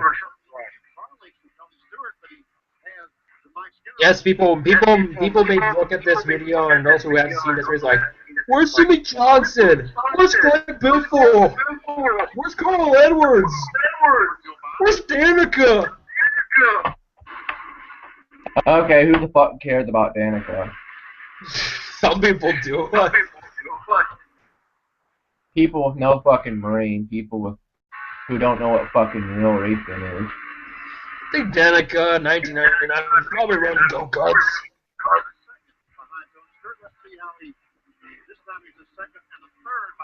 People will be looking at Arnold like, hey, look, Jimmy Johnson's in this race. He's doing good. No, he's not. It's not Jimmy Johnson. Hey, look. Okay, Emerson's on Facebook. Hey, look. Emerson's on Facebook. Do you want? Yeah. Emerson is on Facebook. Do you want to invite him? Yes, I'll get him in a moment. But hey, look, Midnight Car's getting coverage. Top O'Dine and Kevin LePage.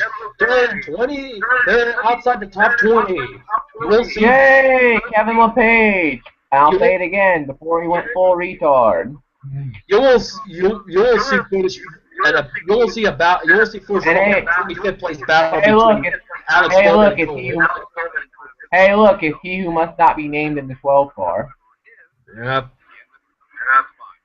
Now, if it was 2015, car. Yeah, back in the day when cars outside the top 20 got coverage. You will see that from Cole Witt and Alex Bowman. Let alone a 29th place Kevin Harvick trying to get by Jeb Burden for 28th if that ever happens. You won't see that ever in NASCAR coverage again. Back when they actually showed the best battle on the track no matter what spot it was. Okay, somebody's smoking in the back. Good old Circuit City. I wonder what happened to Goody 11 years later. And Bodine's still in the top 10. So Chad Little. Chad Little is doing pretty good. And a track that usually Roush are not good at. Mainly Martinsville, they're not that good.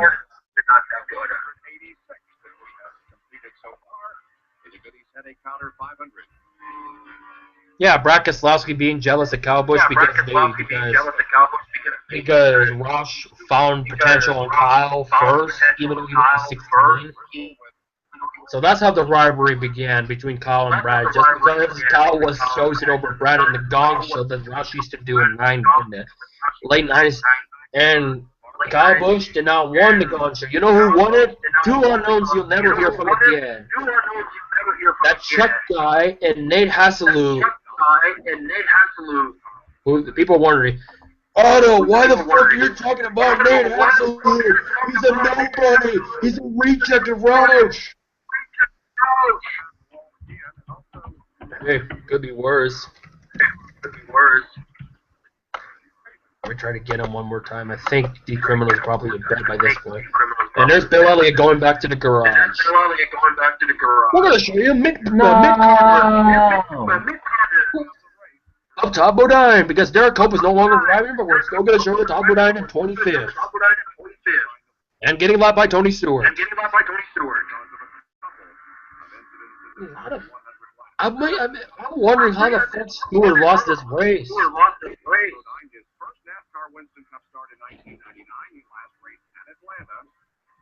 I think there's only been like 3 cautions in this race.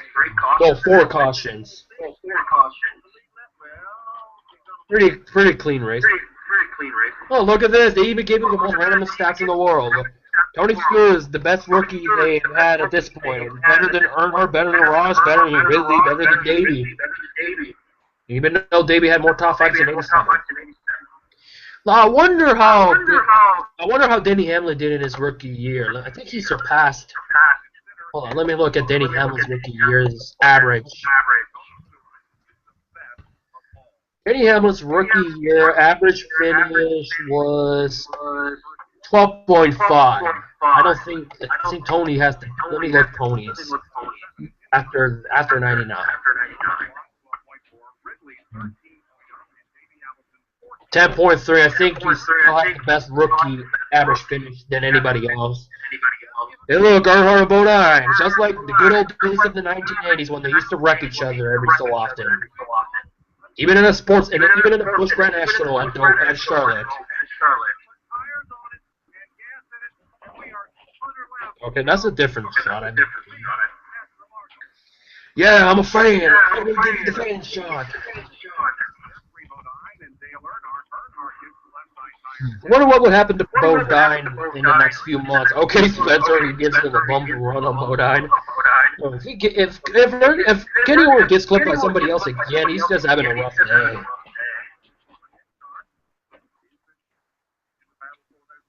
Hey, look, Jimmy Spencer cracked in the top 10 Bodine out of it this time. I think he's in 12. I think Irwin's in 12.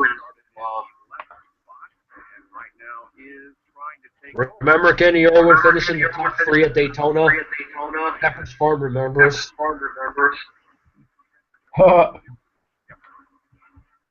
Remember when Hus Strickland finished in the top 5 at the Daytona? Oh, Irwin tried to wreck Bodine.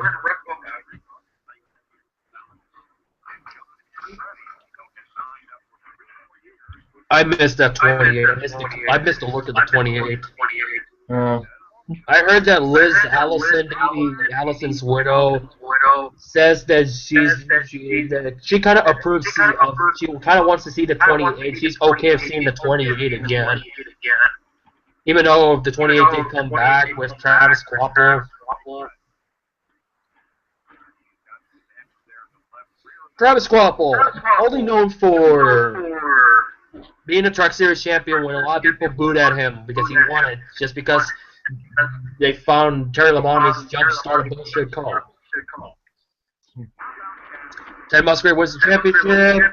Jamie Smith's Ultra Motorsports shuts down shortly thereafter.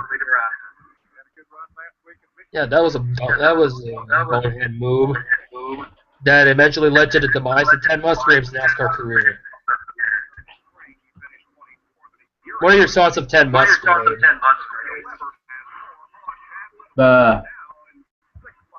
What about in trucks? Okay. He almost would have won in I think it was 02 or 01. He had that one dominant year. But Jack Sprague or Mike Bliss beat him. I can't recall who it was. No, it had to be 01, his strongest year. And look, Chad Little's still in the top 10. We're short of the fan cam one more time because we thought it was cool the first time. We're going to do it again. Ooh, who the hell is that? Is that Dale Jarrett back on the track? No, that's Robert Presley. Finishing his tobacco chewing and back on the track. Steve Park, Michael Waltrip, Ken Schrader, and Terry Labonte. I'm posting something on the XPRL page, so. I do have a Steve Park poster in my dorm from that car. Cost me about $2 or $1 at a novelty store.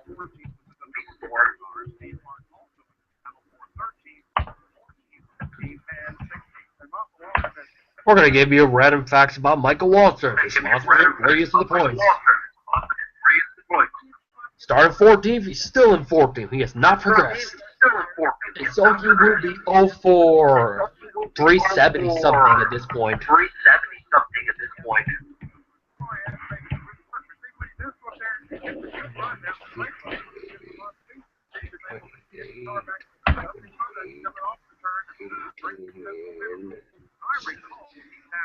This was, I think, Michael Waltrip's 417th start, so he'll be 0 for 417 in this race. New post on the XPRL page. Oh, hey, Racy Jungle, you give us a play button to remind us of the good old days of VCR.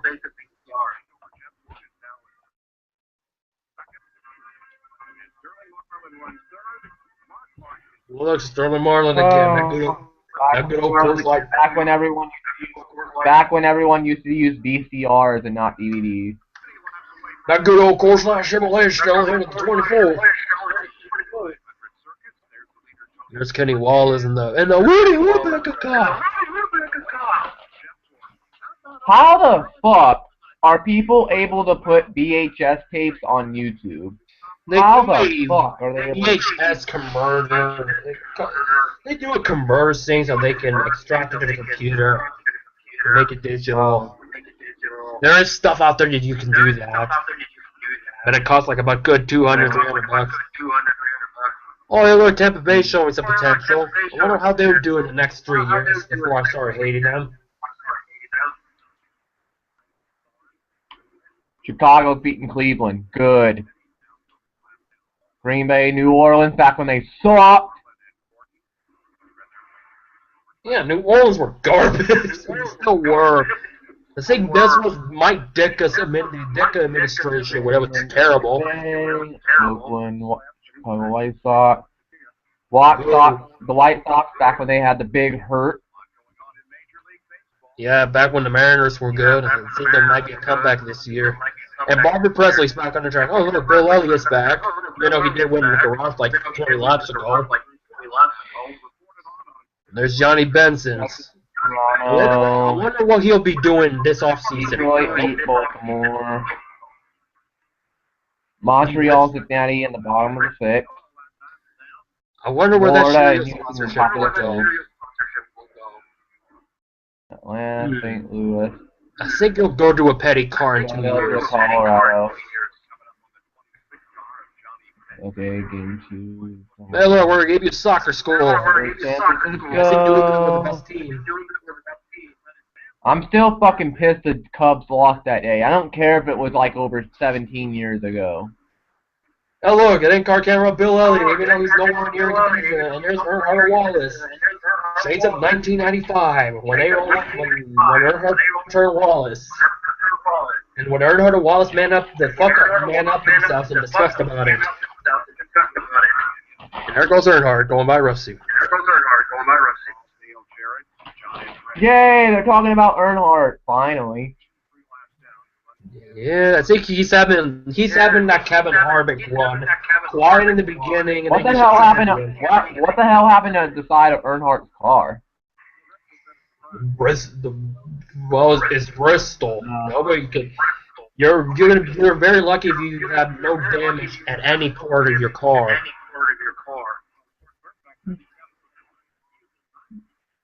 Now this good old hot rod is not doing good right now, so I'm trying to get by now.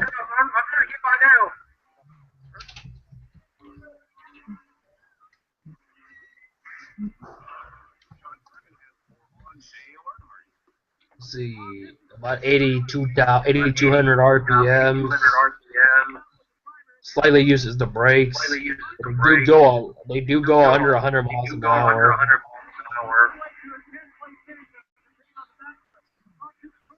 John Curtin. Pit reporter now.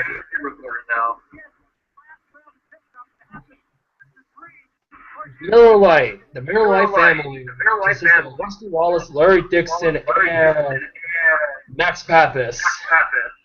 Zombie, are you fucking brain dead? I said you can't vote for yourself. Fucking dumbass. Disregard that comment. Hey, look, there's war burning.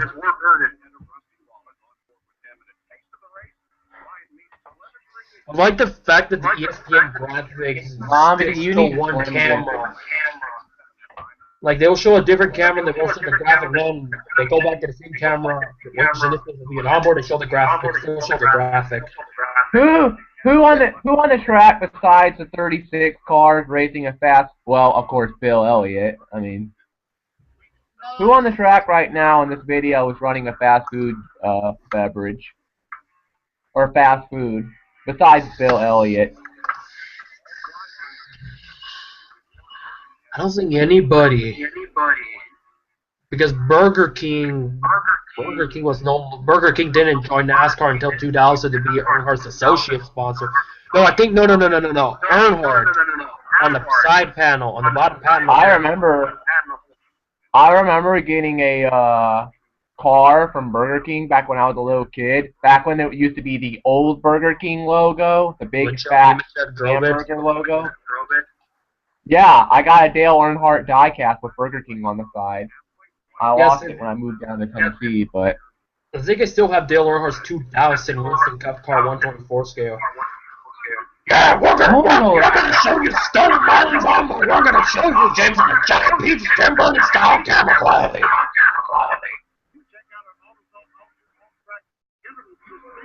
Hey, look, they're showing a battle between Marlon and Rebel 9. You won't see a battle between Carl Edwards and Brendan Gaughan anytime soon.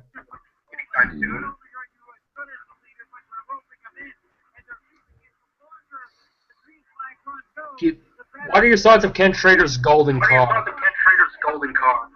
For me. It's the car in front of Ricky Rudd. What do you say? What would you give the car rating out of 10? What would be your rating of that paint scheme, Ken Schrader?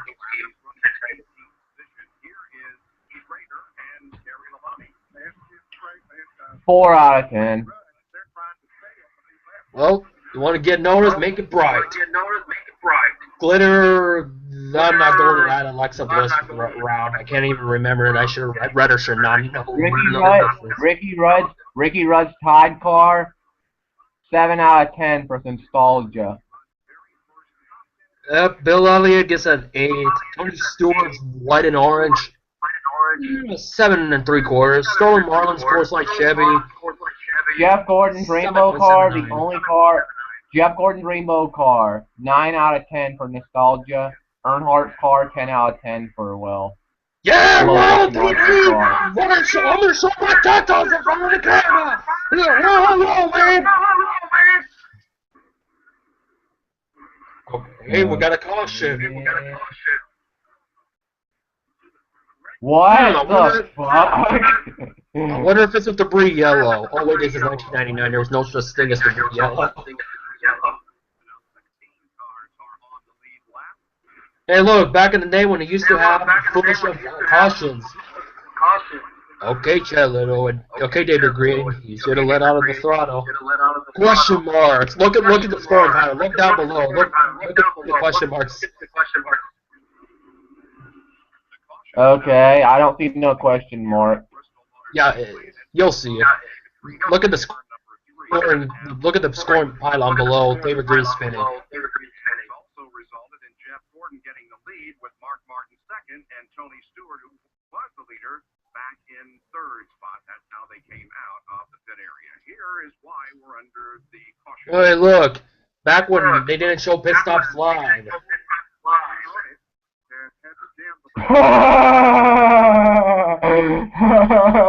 What? You saw the question marks?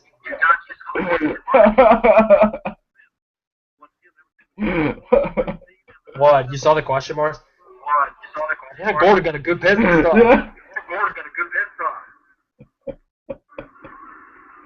What? You saw what happened with the question marks? Yeah. I was like, I think NASCAR's like, who is it? Who is it? Who is it? Who is it? Sir, who is that in that car? Sir, oh. What? What? Question marks? I don't know who that 41 is. Ugly tape job by Dale Jarrett's crew. You'll see it. Look at Dale Jarrett's tape job.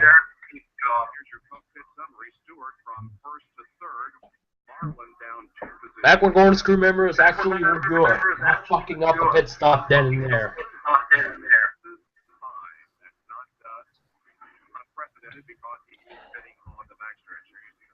Oh, wait, look, that's Ken Trick. Oh, wait, that's Jerry Nay, dude. Never mind. It's not 2000.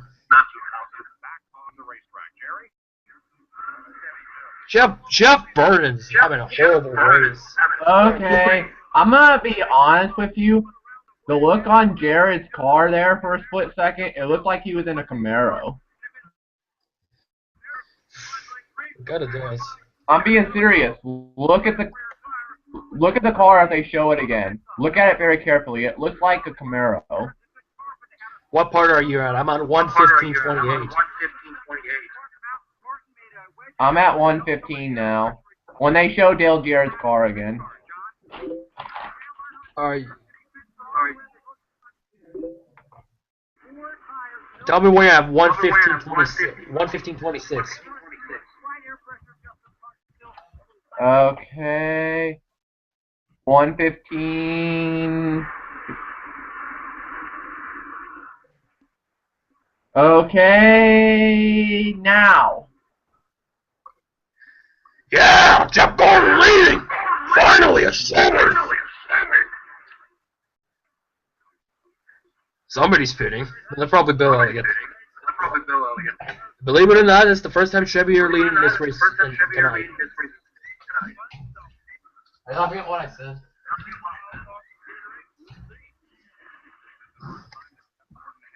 Look at all these cars bunched up on the restart after a long 100-some lap green flag run.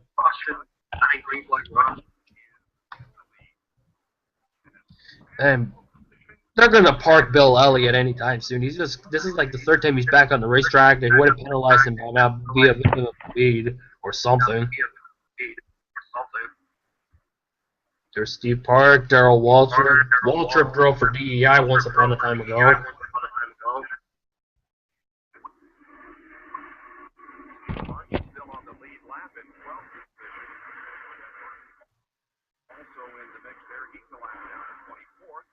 Ugh, Arkansas barely won. Oh, and there goes Hut Strickland. Oh, what happened to Dave Marcus? Somebody killed Marcus. And there's Dale Jarrett going by this mess. What happened to Benson? The original Cheerios driver involved. Somebody clipped somebody after somebody clipped somebody. When that person clipped somebody, somebody else got clipped. What happened? Oh, that's incredible. That's incredible. I'm going to turn to 58 and get him loose. Oh, that's how Benson got loose. That's incredible. Now, Benny, you may have drove a hot car back in the day, but your driving sucked! Hey, he was good. He was good with Sabatis and hey, look at that NASCAR official waving. He was good in the early 90s. He was good at The Rock.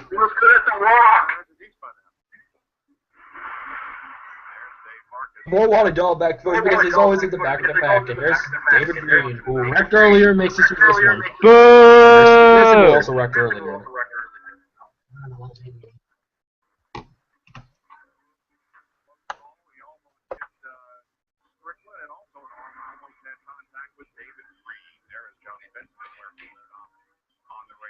So a couple of cautions here.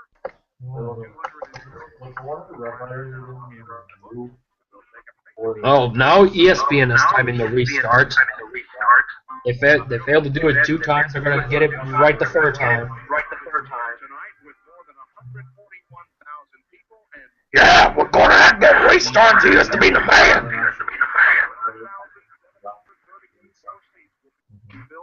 And then he turned my back.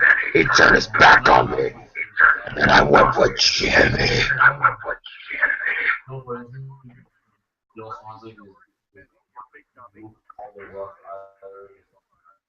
You're Mike Skinner because he's still at the top 10 of points.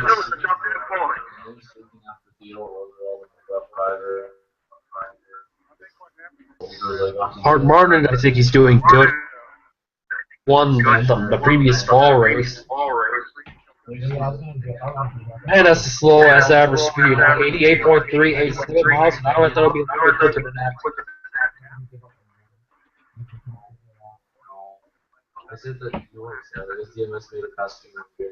Dude, Tony Stewart almost half of the race by this point. Out of the race, they got Johnny Benson, John Andretti, and Bobby Hamilton. And Ricky Craven's the only one out of the race. Jeez. Not many cars out in this race at this point. I don't think there will be many after this.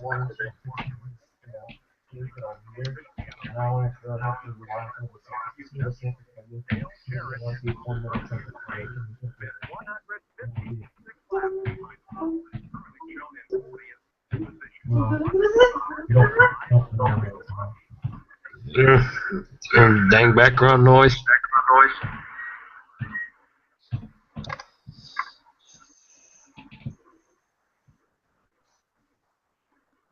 And well, I would imagine there would be a wreck. Yeah, Rusty Wall got two tobacco cars and a beer car. Jimmy Spencer, Ken Schrader, and Rusty Wallace are trying to wreck each other. Now, these days, if they were to do that, they would wreck.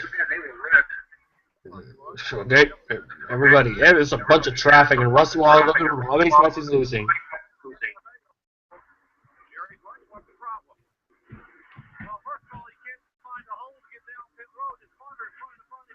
What is wrong with Rusty? He's losing. He's gonna get by. Oh, that was close. Oh, and Rick Vance almost wrecked Rusty. Look at Rusty still losing all his momentum. Look how many spots he's losing left and right. It's a Woody Woodpecker getting milked. Nah, that's the base of the Woody Woodpecker cars. They're trying to fuck me over the ass.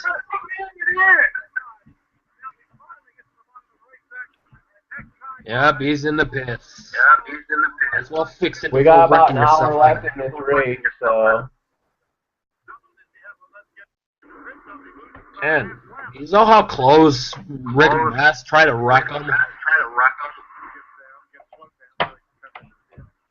Back when you had an actual windshield guy in your picture. Yeah.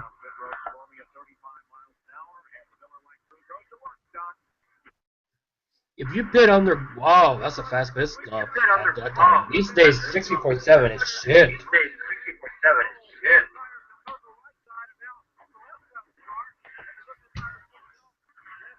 And look, there's that Woody Woodpecker car. Be careful, he's trying to wreck you. And there's Bobby Labonte. Trying to get by that good old Coleslaw Chevrolet.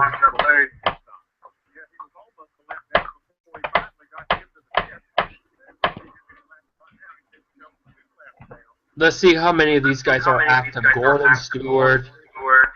I think they're the old. Let's see.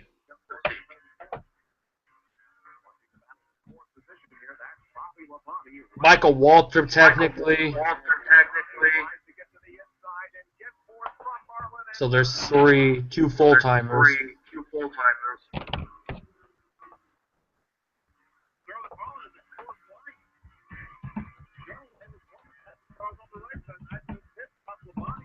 Brian, believe it or not, in this race, I think there's only 3 drivers still active in Cup. Gordon. Yeah. Nemechek, that's 4. Bobby Labonte? Oh yeah, Labonte, that's 5. But out of full-time drivers, there's only 2. And soon enough, it will be only Tony from this race that is full-time. Nemechek, Bobby Labonte, and Michael Waltrip are part-timers. Elliott Sadler's in the Xfinity Series, so he don't count. Otherwise, he's active in another sport. Terry Labonte retired last year. You have 3 Hall of Famers in this race: Earnhardt, Wallace, and Jarrett. Oh no, 4. Darrell.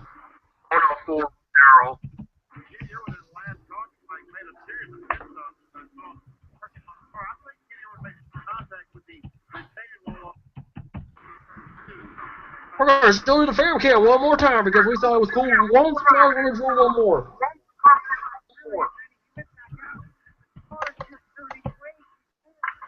And here's the asshole that tried to ruin Gordon, Robin Pemberton. No, not really, but I still feel that way. Hey,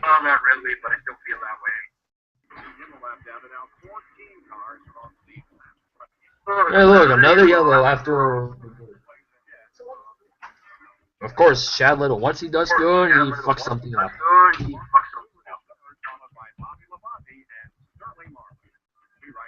Alright. And there's Mayfield. Jimmy, Mr. Hughes should not be named. Oh, Wally Dallenbach again. Well, this is the second time Mayfield has problems. I don't think he's done. Rain, believe it or not, I don't think he's done wrecking yet. Or Wally Dallenbach. This is not the last time you'll see those two together or involved in something. Hey, look, Woody Woodpecker. And of course, Dallenbach wrecks. Watching about 10 laps to go. Keep an eye on Mayfield and Dallenbach. What you just saw, you're going to see this again later on. At about 10 to go. Okay.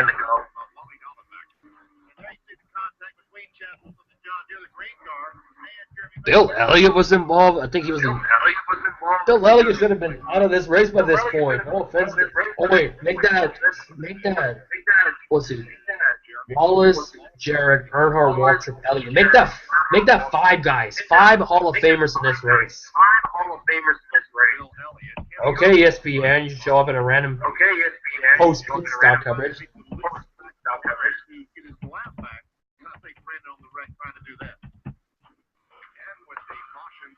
I think Gordon is still in first out.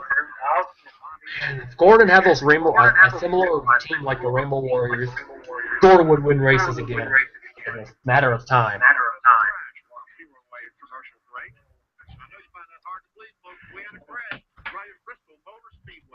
What the hell happened to Tony? Is that the reason why he wasn't a factor after the first half?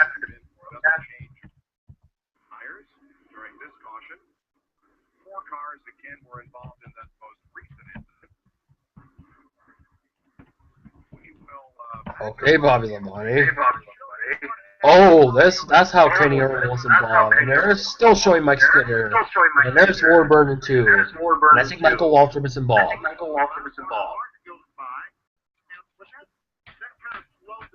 Well, somebody's ARCA braking. Steve Parks involved. Steve Parks' shitty Cup career continues. Because that's all it kind of was. Bad luck after bad luck after bad luck. And there's Rusty Wallace in this sucker hole. And he gets more damage.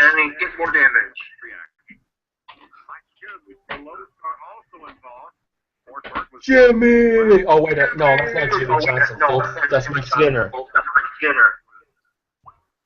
involved. Rusty Wallace got through right.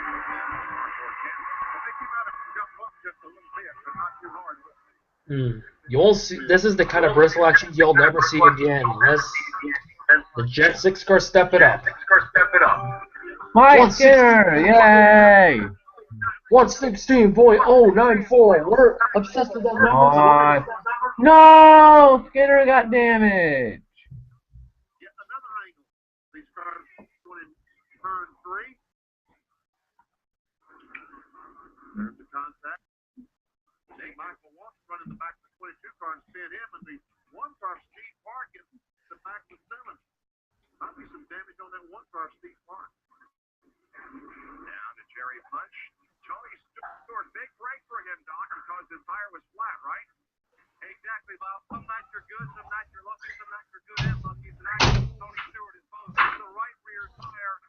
I hope they show a Tom Bodine honorable because I got a commercial for it. Very, very loose. Of course, they jumbled up behind him, and because of the jumble, the caution came out. He got a break that to come on pit road for 4 tires. Otherwise, he would have lost probably at least 2 laps, and his chance for a victory would have been over.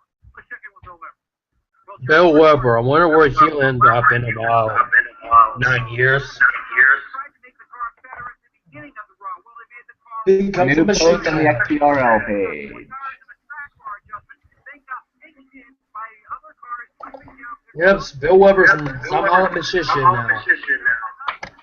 very concerned about traffic on the restart. As for Billy Marlin, another strong run for him. Favorite Bristol made a track bar adjustment earlier in the race. This time, the car was getting Well, we're gonna have another restart. raised the track bar adjustment only gave 4 tires and fuel. John. Oh, Mentioned that Steve Clark is ready for the back of the oh look, Terry Labonte's leading with less than 200 laps to go.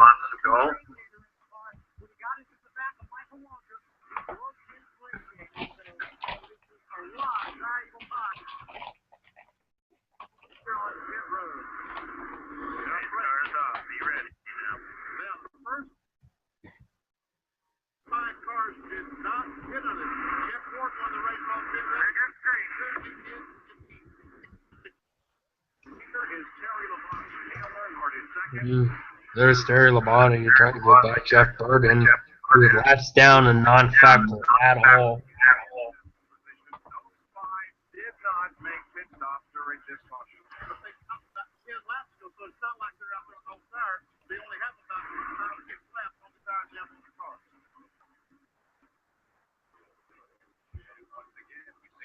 Oh, there's Tom Bodine. You want to get good hot dogs? Don't buy it from Brian's. Nobody knows they still exist. You want to go get some good hot dogs like I did today? You must go to Monroe, Washington. You got to go find a hot dog stand right down the street. Go get some LBs, some Richard Sherman, some AFC, NFC. There's Sean Andretti. He probably needs a hot dog. Go get yourself a hot dog. If you're nowhere near the Pacific Northwest, try Martinsville. Okay, John Andretti, your causes almost traffic. At least you didn't fuck up the field. How many laps down is Andretti at this point?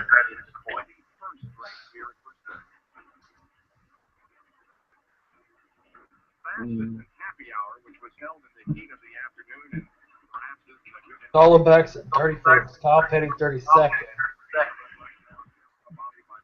Elliott Sadler 36th,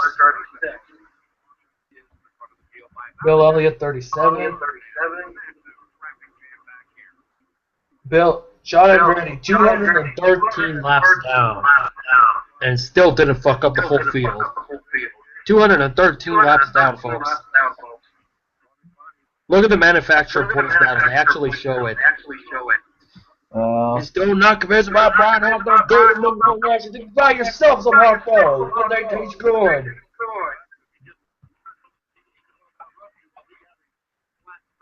Go get yourself some hot dogs. Hot dogs on sale. I'll be right back. No.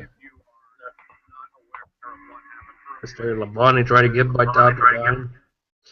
He probably records it. He needs to bump Bodine. Because here comes Earnhardt. I wonder what will happen in the next 190 laps.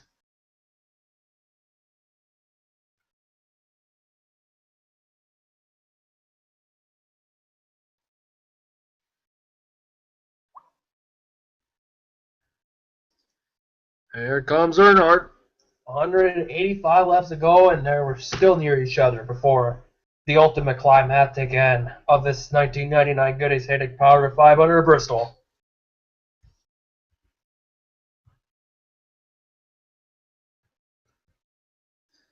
And Earnhardt gets by Todd. Took forever.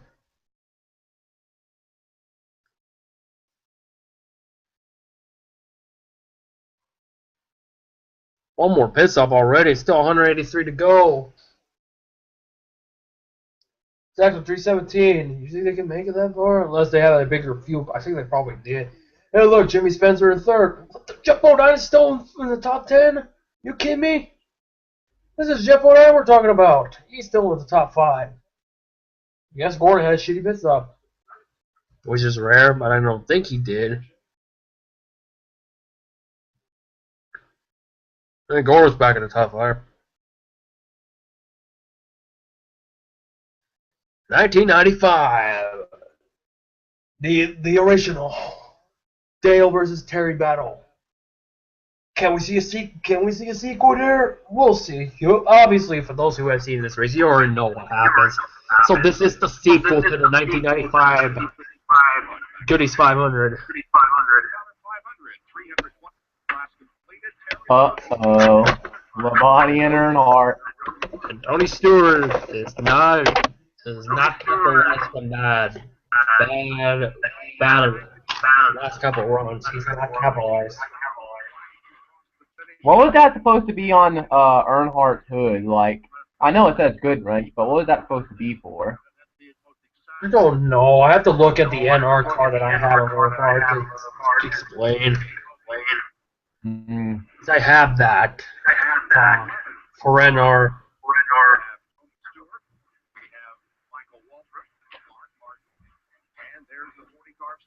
Thank you, but no surprise. Tony Stewart clinches the bonus points, even though he's been non-factor.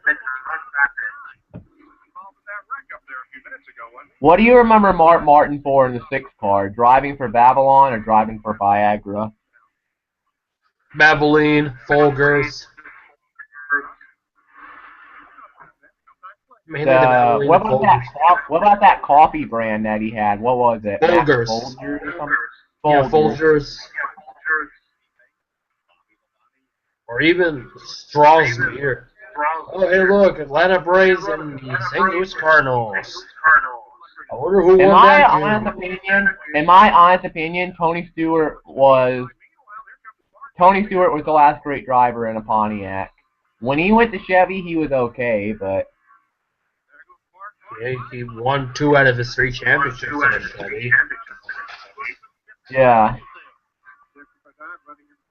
No wonder why Steve Grissom is driving the Braves car. Because it's to promote Sunday Night Baseball. That is the promotional genius by ESPN. Can you actually find these cars for NASCAR 2003? The cars that were in this race? The 1999 set, yes. The Atlanta Braves car will be under Jerry Nadeau, I think. After this, I'll show you the 99 cars so if you can see them. I wish I can show you, but I can't. I don't think I've reloaded after the race is done. Yeah, Kenny Orban is just not having a good race. He's just being tossed around like a rag doll. Could you imagine if Facebook and Twitter had been around back when this race happened? Twitter exploded. Trending worldwide. I can imagine half the world be saying, "Yay! Thank you, Earnhardt." The other half of the world, "Fuck you, Dale." I think after the reactions, most of them will say "fuck you" to him. Obviously, you can say that was the old. I call this the WrestleMania 17 moment. There had been moments in NASCAR back in the day where I would be like, what if Facebook and Twitter are around? What if YouTube Thank goodness social media wasn't around then. All there was Windows 98. Mapster wasn't even relevant. The fear. Oh, hello. Ladies. Oh, no, AOL and Time Warner were just fixing to go into the merger. WWF kicking ass. NBA were WCW in its final breath. Turning to shit. Yet NASCAR. ECW? I think ECW was at its getting bigger and bigger. Hey, look, NASCAR.com promotion.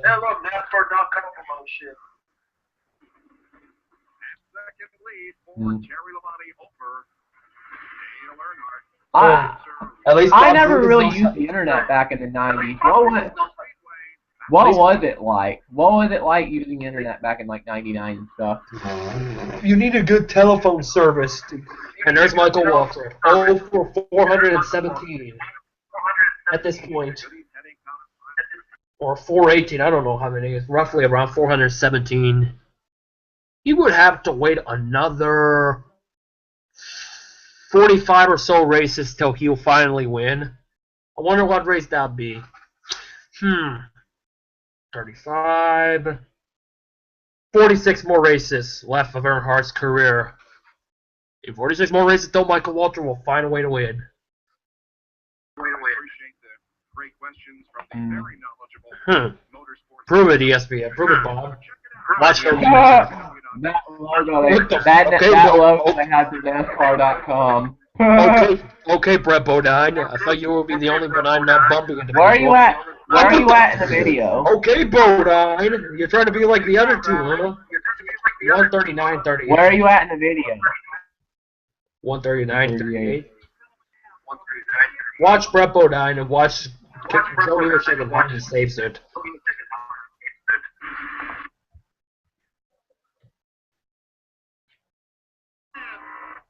Bodine, please, somebody flag him. Tell me when you're at 139.38. I'm at 140 now. What the fuck? Are you okay? I'm on Rusty's onboard. Jeez, Nemechek saved it. I'm on Rusty's onboard now. Okay. I'm on Rusty's onboard right now. Now, if it was 2015, I don't think David Gilliland would save it that quickly. I'm guessing Labonte dominates this portion of the race. I don't imagine there being okay. So that's how Earnhardt got that side damage by Mike Skinner because he's still in the top 10. We're gonna show him coverage anyways. Yay! But Otto, I thought that was Jimmy Johnson. No, oh look, Earnhardt's bottom out. Meanwhile,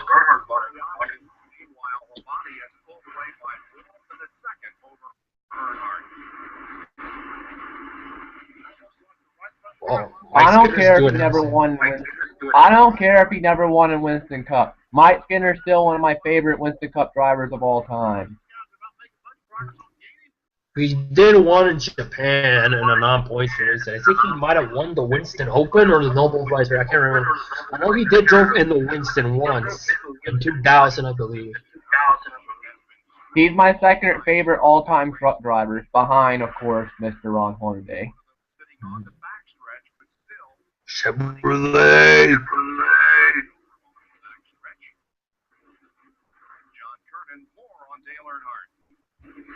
Hey, look, Jimmy Spencer's in third. Oh, now they're shoving Earnhardt down your throat.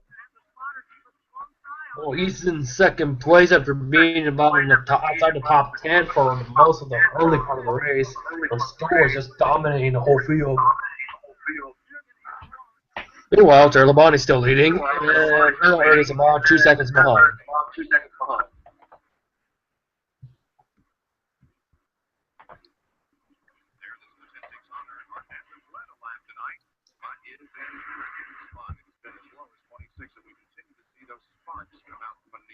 Occasionally. 140 laps to go. This has been a relatively quick race. Maybe even show you. Hey, look, back in the day when they actually show you where was their highest and lowest position in specific laps. He shaved the interval down to less than a second now, 82 hundredths of a second to be exact. It's not that unusual. A lot of outlaws.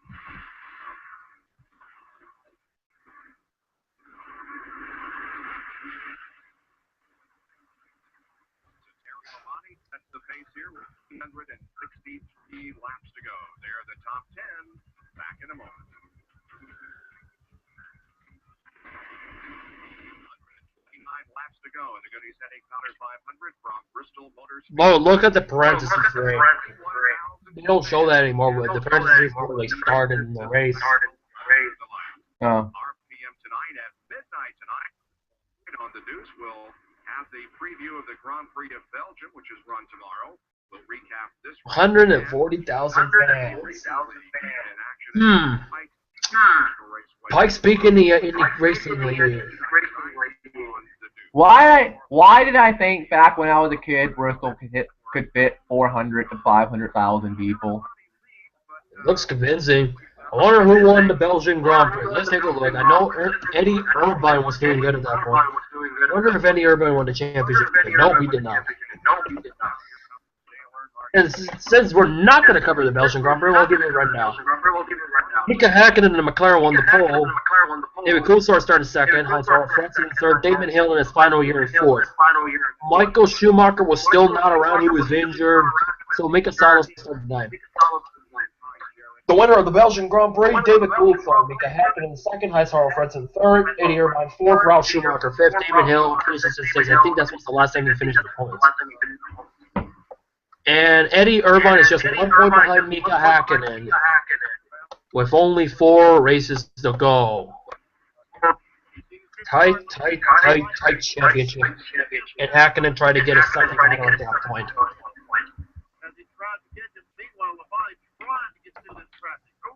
Earnhardt contact there with Jeffrey Bodine going into 3. To the 4 car, Bobby Hamilton stuck the drag at the racetrack.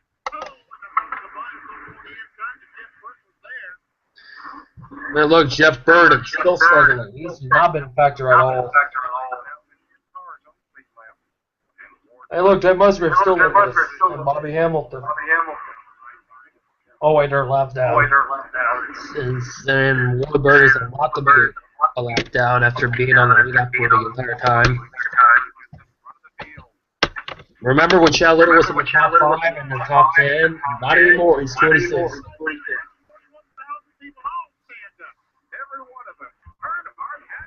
And Earnhardt takes the lead for the first time today.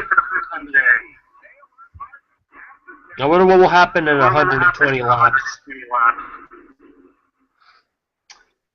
Okay, Earnhardt's trying to get by. Yay! Everybody cheering. Wonder if they'll be doing it at the end of the race. Yeah, in about 119 laps. 3,699 left at Bristol. Make that 3,700. 3,700. Hey, look, Terry LeBron gains 1 spot in the Wallace. Schrader and Marlin jumps 2 spots. I'm guessing Dollenbach lost 4. No, he lost 1 spot. Hamilton lost 3 spots. Spencer's gained 2. Bill Elliott dropped to 20th at this point. Oh, well, they're going to the top 30. Kenny Royals getting 2 spots. Benson loses 2 spots. Jeff Bodine's now currently 29th. Rick Mass 26th. Elliott Sadler 27th. Yeah, you won't see that anymore. You won't know where Goldman is in the race. You won't know where Colwitt would be, or David Rangan, or even Brett Moffitt. Hey, Colwitt. Yeah, we'll see where Colwitt would be in a year or 2. Emerson just messaged me. If he can join, From Emerson, ask Otto if he can be there for video Saturday. What video? The Phoenix race, I wish I could be there, but I head back home. Aw. You mean or back to college? Why am I thinking home? I am home. College is not my home. And that is why I haven't. If you just joined us, that's why I haven't done a Vegas or a Phoenix race review. I would have college got in the way. When are you? That's why I'm doing. When are you leaving out to go back to college? Tomorrow. Saturday. So by the time you get back to the college, you'll have to get ready for your show. Probably. I may make it near the end of the race. Who knows? Oh. But yeah, I won't be able to make it. You said it's about a 4 to 5 hour drive, so. Yeah, it depends when we do. So who knows?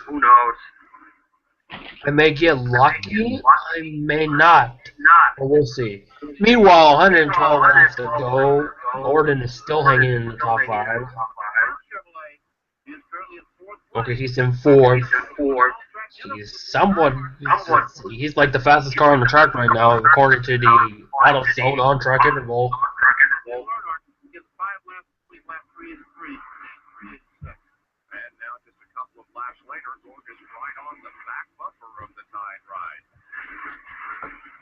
Dale Jarrett's ugly tape job. Which I think looks like a Camaro at this point.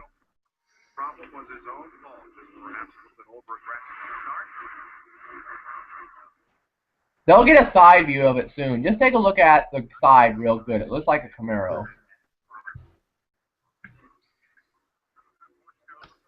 We're near the end of the race. 108 laps to go. I still believe. Everybody's so happy. That's gonna be like at the end. In about 106 laps. We're still gonna bring you high-pitched music from Speed World. Earnhardt started 26. Oh wow, Ricky Rudd is on the lead now. I was gonna say, is that for position or is just Ricky Rudd left call? But I guess not. And now we're in regular pitch. On the Speed World theme.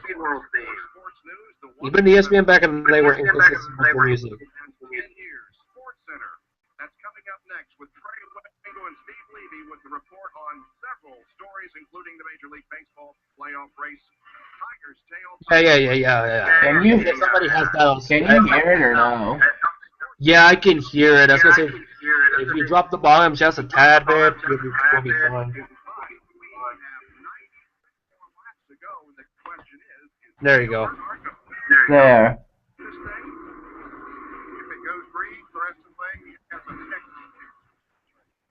NFL preseason yet again. And who cares about preseason? Still pissed off the Cubs lost to the Dodgers. I don't care if it's 1999. How the fuck are Green Bay and New Orleans 17 apiece? Typical New England performance. 99 or what transpired.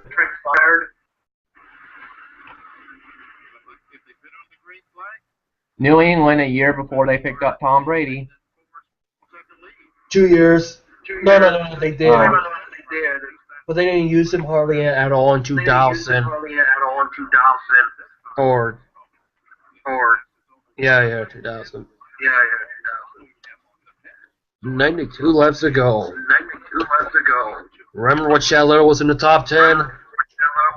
Epic Farm remembers. Yeah.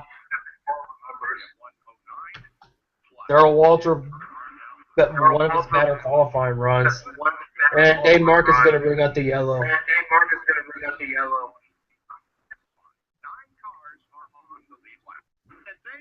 And there's the caution. If that would have happened, another caution would have been out immediately.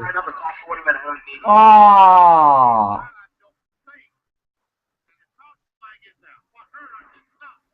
I think he had a flat tire.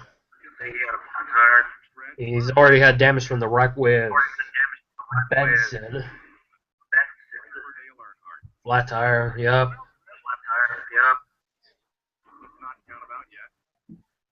He had some good good early runs on the blue tracks late in his career.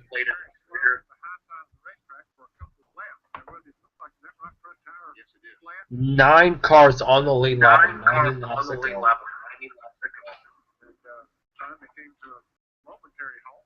You can hear the MRN broadcast. Look, pit stops. I wonder how Gordon will do. And I like the fact that they don't show Earnhardt because he's on the backstretch.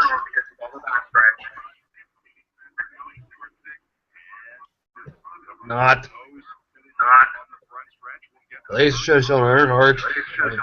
He's on the backstretch, of course they won't. Stewart has not been a factor at all since he lost the lead.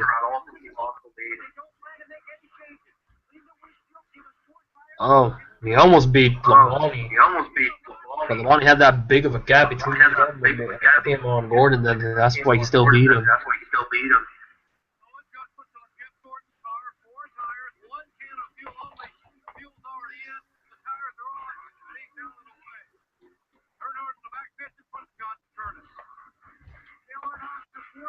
.3 hits. Now these days, 12.5 will be a good pit stop.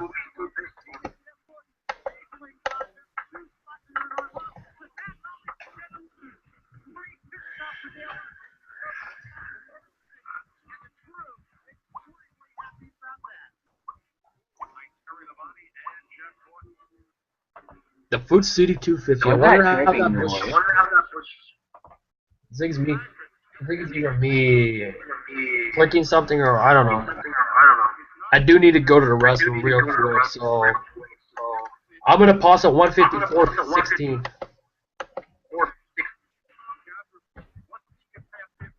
All right, if you want to talk about your thoughts of the race at this point, go ahead. It should take me about. Alright.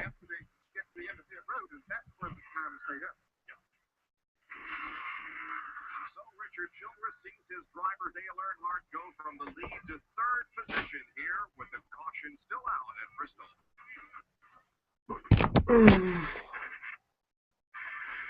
Since April of 1998, it has 9 different winners win 9 short track races. Will we see a different winner here tonight? Could be. Dale Earnhardt is right up there amongst them. He is in third position right now, and fifth place would be rough.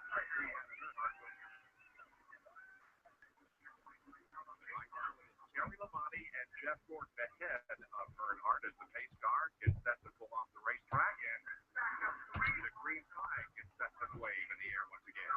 Stewart is fourth, and Labonte's fifth. Terry Labonte gets a good start to get that from the left car forward first.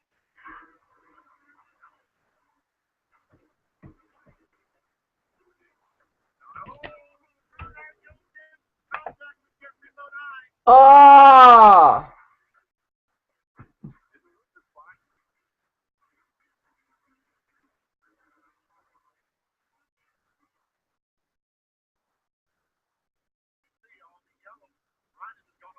Your tire, then sometimes you can cut a tire down. Looks like Earnhardt's going to be okay. Left back, getting right there in the body. That allows Jeff Gordon to get far enough. Very good to get that left front. Gordon, but couldn't quite do it.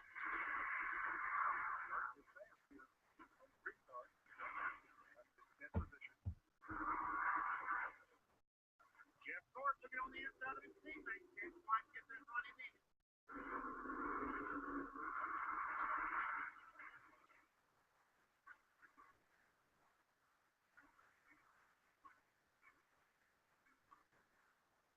Reminder coming up in about 50 minutes. Sports Center at the Report Morgan. TV and train window standing by to bring you up to date. Big news stories from the world of sports. Earnhardt doing it closing on the back bumper. Jeff Gordon. That's not fine. Earnhardt was faster than the front two cars. About a mile per hour faster. Dale Earnhardt has recorded top 10s in 7 of the last 8 races. Has 14 top 10s in 1999 versus 8 last year after 22 races. As far as the track says, Dirt Happy Hour, he and Jeff Gordon ran up on Earnhardt. Johnny Perry through the casket.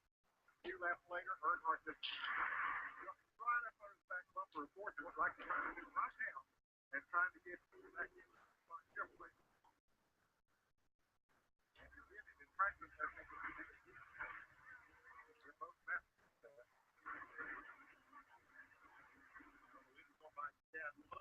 John Deere car in a horrific run going earlier on. Reared his foot ahead. Bobby Labonte, Mark Martin, and Ricky Rudd as they run 7 seconds and 7. And Jimmy Spencer back there in 8th spot. And Earnhardt on the outside. Jeff Gordon won for that second spot. And the crowd goes Yay!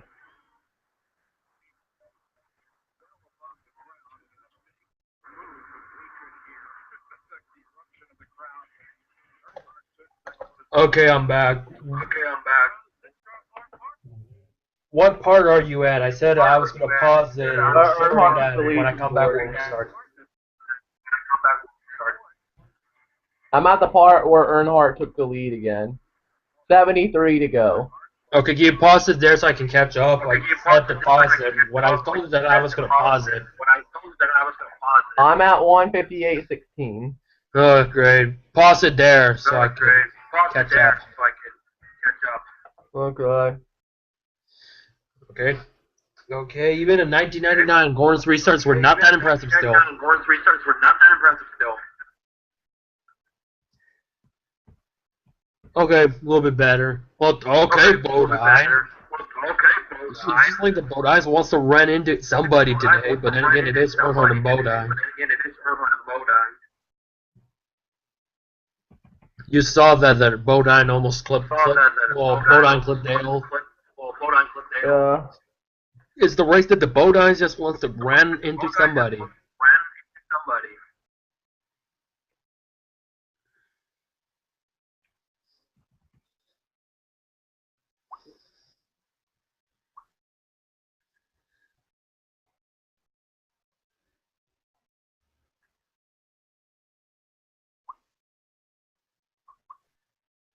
What part is it again? 158 what? 158.16.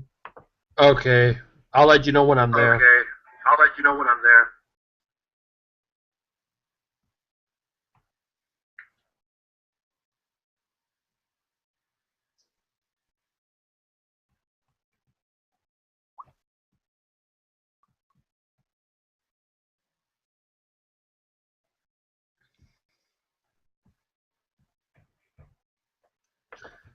You want me to go ahead and start up or no? No, not yet. I'm not there yet.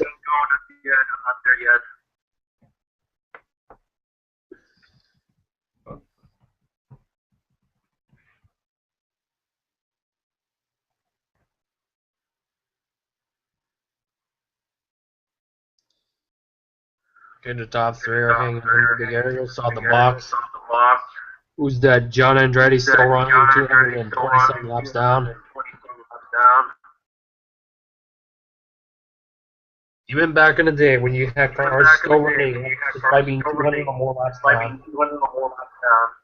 These days they will park it.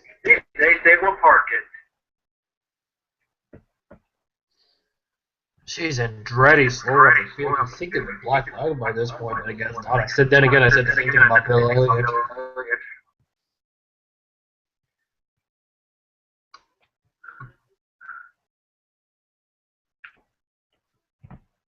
What the hell? Earnhardt going on the outside.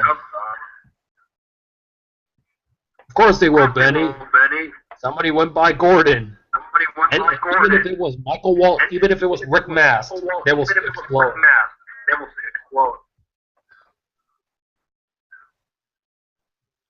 Alright, 157.55. I'm almost there.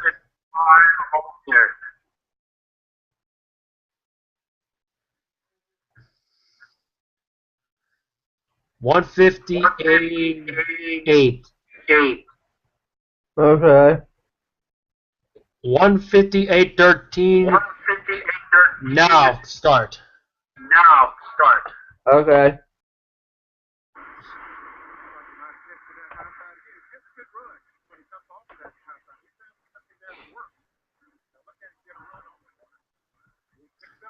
Who's that slow car? That's just Steve Grissom again.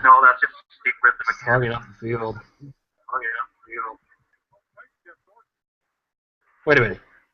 Is this like 70 to go or 2 to go? Oh wait, it is 70 to go, of course. Because that's what's gonna happen later on. Let's watch.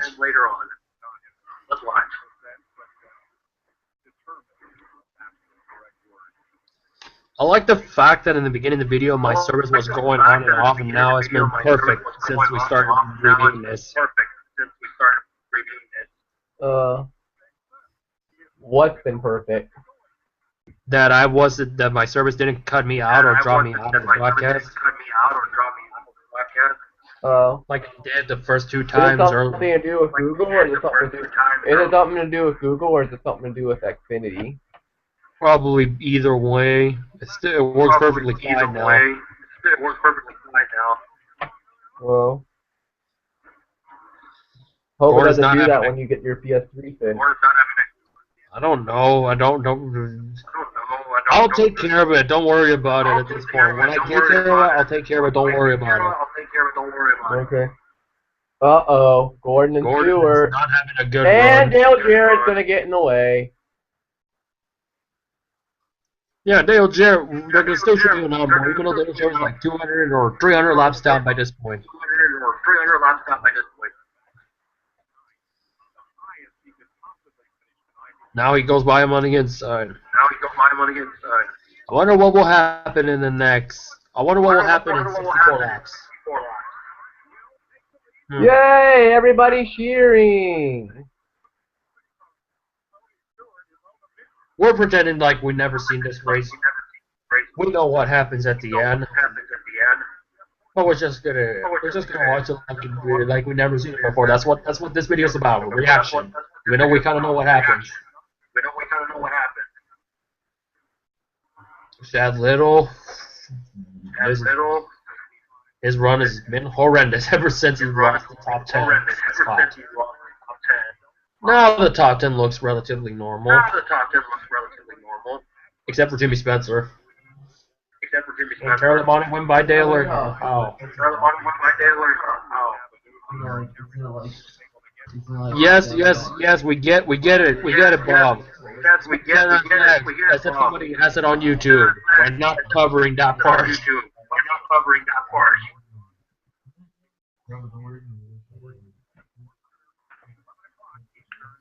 What? The guy put something about YouTube in it? No, I'm saying we're not covering the Sports Center coverage because nobody has the balls to put that edition on YouTube because nobody cares.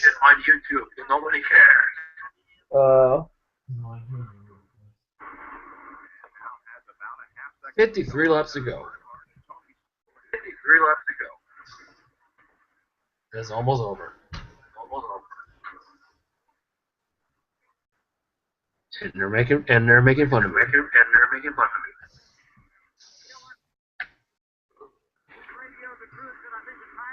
Okay, Earhart went to the apron.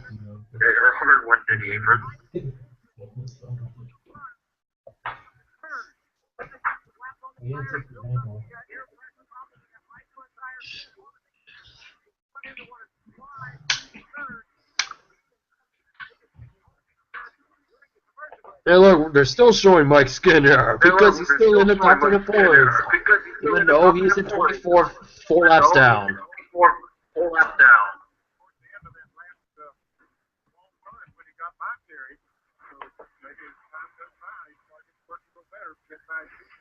And Chad Little loses another lap. They might as well black flag him. He's now 18 laps down.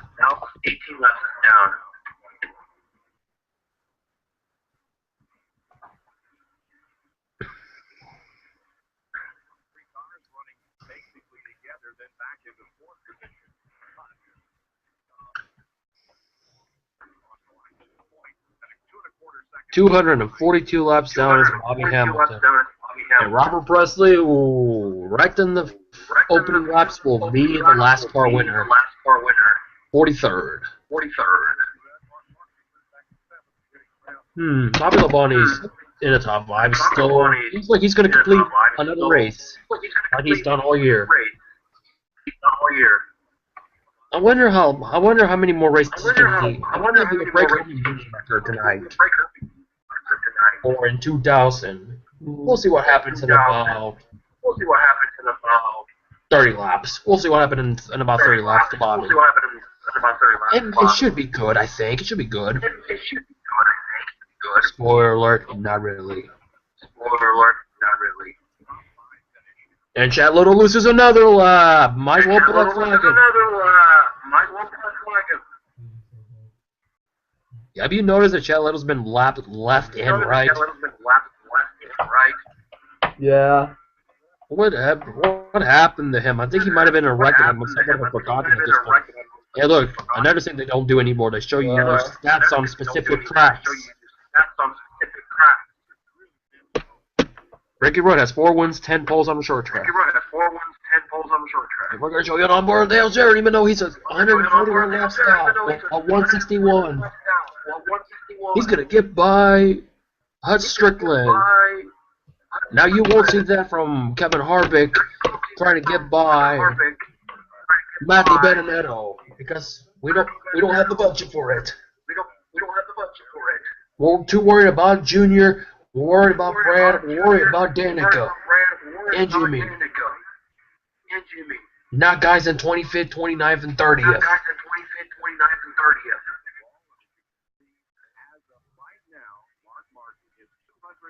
ESPN back to their high-pitched music. Home theater. Hey, look, the prequel of the Battle Cage movie. Back when Bristol looked completely different.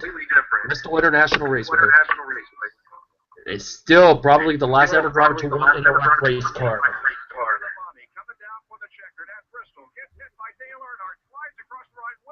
Woody Woodpecker. Coming into victory lane, a very tore up and smoking Kellogg Chevy. But Terry Labonte drove the victory lane that night 4 years ago. And we have What?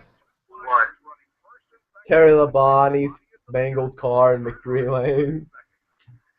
When was the last time we seen a wrecked car besides Carl Lewis in the All-Star race?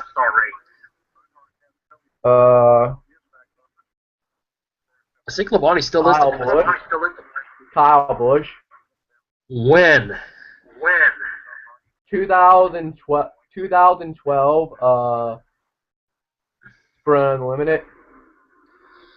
So you're thinking of Carl. The one where he kept saving his car through those two wrecks, and he beat Tony Stewart to the line. Oh, that one. But he doesn't have that many. He didn't have that much damage. Well, So I wouldn't count that. And fuck that race, by the way. only race I'm ever the only race where I'm gonna say that Kyle Busch impressed me. The only race that Jeff Gordon flipped ever. Ever in his career. In NASCAR, to this day, yes. Well, at least all the legends have flipped over at Daytona. Gordon, Earnhardt, Petty, Stewart. Except he's still yet to win the Daytona race. What about Jimmy's never flipped, ever.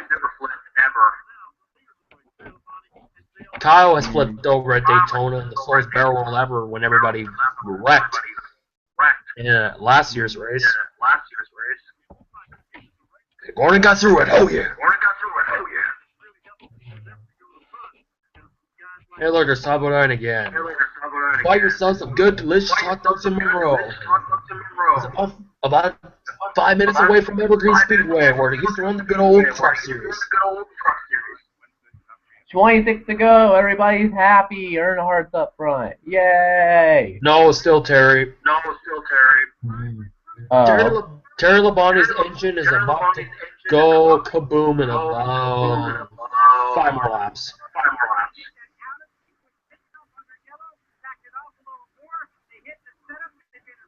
I swore Earnhardt was up front. My mistake. No, because you're gonna see him in a lot twist. We'll show you the fan cam 4 times. We're gonna show you the finish. And Bill Elliott's still running. Do you miss Terry Labonte's old Kellogg's car? I do. That's why I was pissed off that they wouldn't let him run that along with Tybont. At least he decided to race that car at Dega, so. Yeah, but I still like the concept of his both championship winning Why couldn't they let him? and the 78. Why could they not let him put Kellogg's on the hood though? That's the only complaint. Carl Edwards is associated with Kellogg. Look when Darrell Waltrip drove his historical paint scheme in 1997 with his current sponsor, not Gatorade, Mountain Dew, or Pepsi or Budweiser. They still let him use the paint scheme model, but not the sponsorships. Looks like Tony Stewart is going to have to wait another week after dominating the entire first half.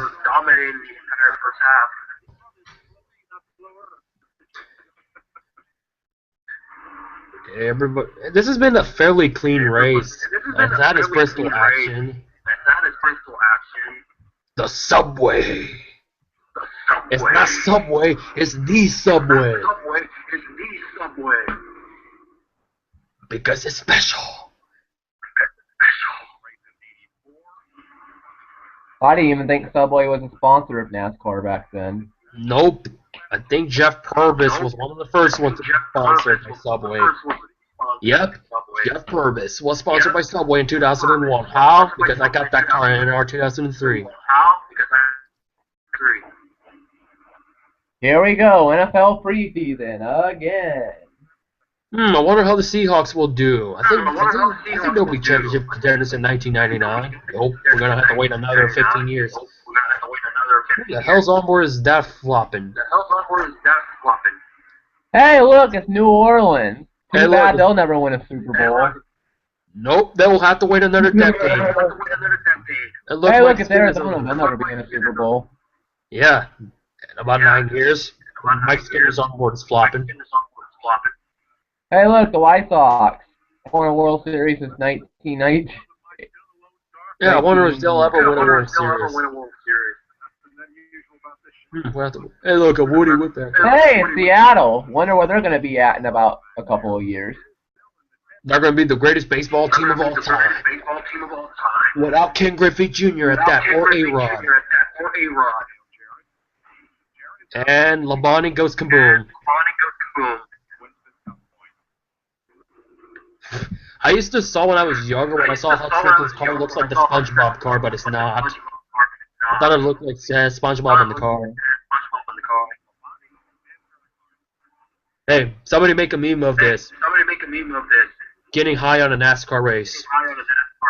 I'm so high right now, I don't even know No, Bobby! Look at the onboard. Caution. No caution. No caution. Oh. Watch. No caution. Watch what brings out the yellow. Look at Bobby Labonte's onboard. Can't see nothing. Smoking that 420. I'll get... Oh, look, it's Mr. Hughes should not be named, and Labonte got turned. Yep, I told you Mayfield was going to beat him up again. Okay, if Terry got spun out, how the fuck did he get back to the lead? Watch. Man, so I don't even know what's going on. I'm just going to the Interstate Batteries car and it's just smoking like chronic.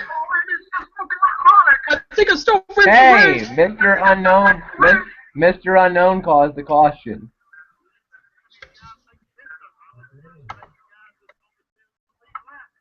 Spoiler alert. I wonder what would have happened if it would have been Tony versus Dale instead of Dale versus Terry. I wonder what would have happened. Do you think Tony would have beat Dale for the win, or? Hello? I don't know, I think Earl would have still won. Maybe.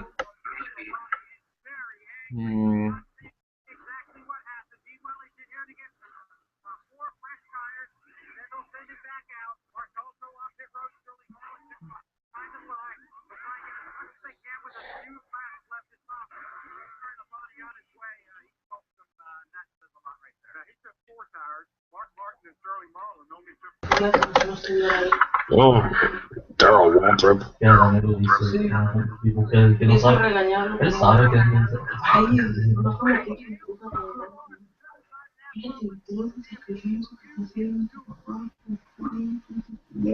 And then there's Wally going back one more time.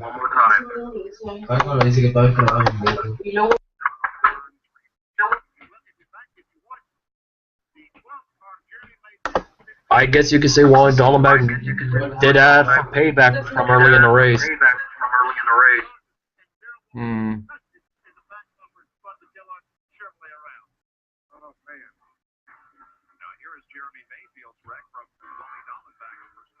Boo!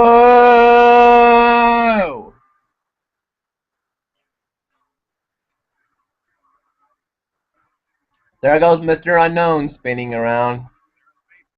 And there's a fire on Bobby Labonte.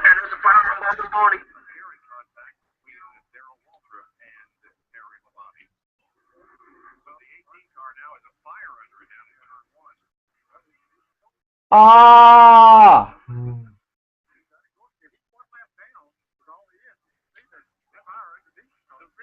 Man, let's go get some hard. I don't know what's going on. Continue driving around the track. Yeah, continue driving around the track when it's on fire. Sure. Hmm.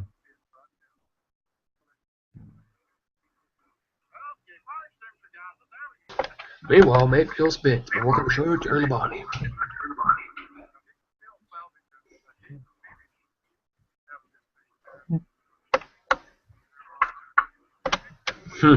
Yeah, they're showing replays and we're at half a lap to the green. And here comes Dale Earnhardt's heel turn.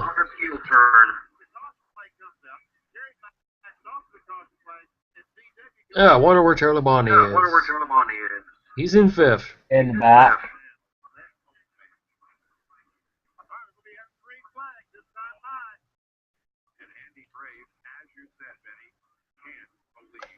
Terry Labonte's hauling ass. You're gonna see what's gonna happen. I'm at 4 to go, and Bobby Labonte's still running.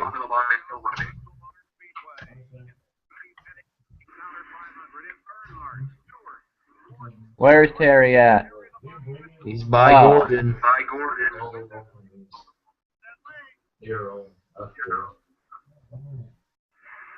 He's get by Tony. Here comes Terry.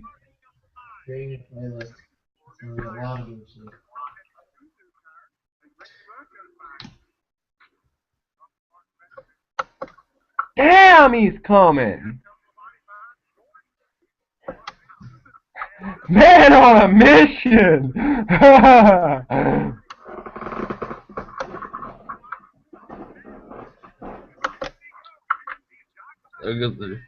Random fact, the ESPN graphic did not want the 2 to go until now. Here we go.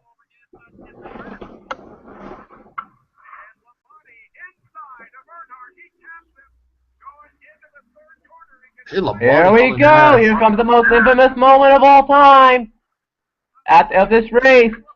And Earnhardt turns heel. Ah! What the hell is that? No! Hey, look, Jimmy Spencer finishes in second and trying to wreck Earnhardt. Jimmy Spencer. Why Spencer tried to wreck Earnhardt? Finishes in second. That's the closest he'll ever be from winning a race. Son of a bitch! Son of a bitch! I don't believe this! They're literally drinking a damn beer! I have a... To win the Goody City! Yay! Yay! They're all happy, right? No, they're not. Ricky Rudd plows into him, and there's Jimmy Spencer trying to get by. This is the equivalent of Stone Cold turning heel on Mania 17. Okay, here's the ultimate trivia question for people that don't watch this video. Who finished second to Earnhardt in the 1999 Bristol race? I just said it. Gotta get your crying towels. He hates Kurt Busch. Well, hated Kurt Busch. Jimmy Spencer. The ultimate heel turn in NASCAR.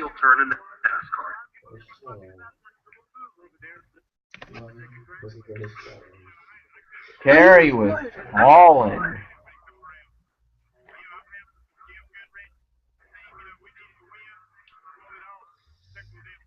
Yeah, they definitely hated Earnhardt after that. A lot of people did. But which one is more memorable? Him wrecking Labonte or Rusty turning into Darrell? Which I call it the double turn. Rusty turning into Darrell. Because everyone, because when 2000 came around, everybody forgot about it. Listen to the crowd. He has a lot of heat. Go. Yay! They're gonna cheer me, right? No, turn it up. They're gonna cheer me.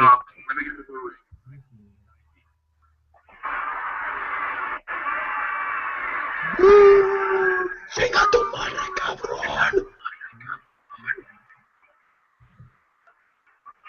They love me, right? No, they don't. Llegato para cabrón.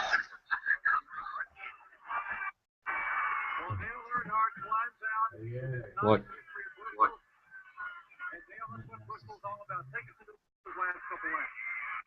And our heart gets turned in a moment. Got round with cage a little. He won from 26. Wait till Elliott Sadler starts like a dirty inning. And we're still booing him.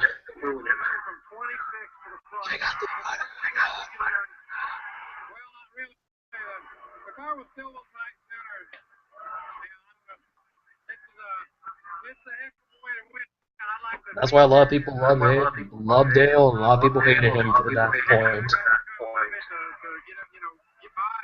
Can you find it hard to believe, sort of, that Earnhardt's last few wins were almost memorable? His last 5 wins were that memorable. Yeah. 5 or 6. The 500, this race, the Atlanta race, and his final win. People forget that he swept Talladega in 99.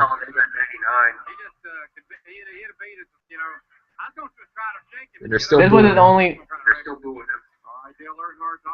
I thought he. Wait, last 5 races, the 598, both Talladega races 99. Oh.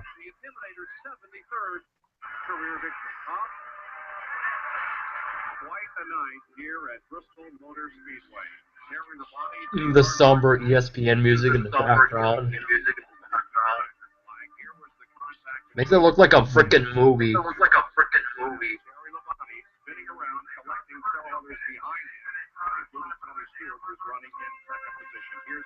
Listen to that music. That's like a movie. That son of a bitch! Earnhardt's drinking a damn beer! He's saying himself to win the Bristol race! God almighty! Will things ever be the same? Well, it was a very controversial finish. They're shaking hands! Hey, Rain. I'm surprised the fans didn't start throwing trash out on the track. That would be brutal. Yeah. So, final thoughts They're on still this race. cheering and booing.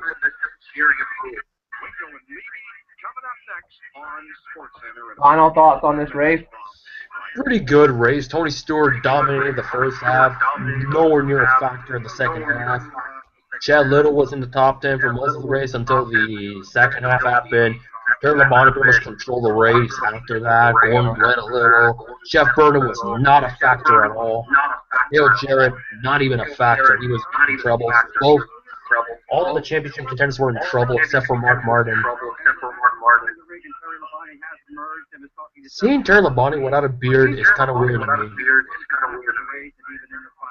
He looks very young without it. Damn, he looked young. Kind of looks like Warburton. Remember, and just to think, like 3 years before, he looked like all fat and chubby. Remember, he had those chubby sheets and stuff in the pictures and stuff, and he had that mustache. About 85. You got the 4 fresh tires. You came out. You were very quick. You passed a number of cars. You passed the 3, and then walked us from that stage to the end of the race. Man, it looks like he's emotionally wrecked from that moment, from that incident. Obviously, he said he planned to get us to you, had no intention of taking you out. And they're still booing. But fans, our heart is your Stone Cold Steve Austin. We should be cheering him. Look at the Jeff Gordon fan doing the DX shot. Suck it. Look closely at the Gordon fan. Look at he's doing the DX shot. Very many fans move from their seats. No, there's a few people leave it. Most of them are just sit in your Suck it. Fuck this race. This race fucking sucks. But kid, Triple H was in the race.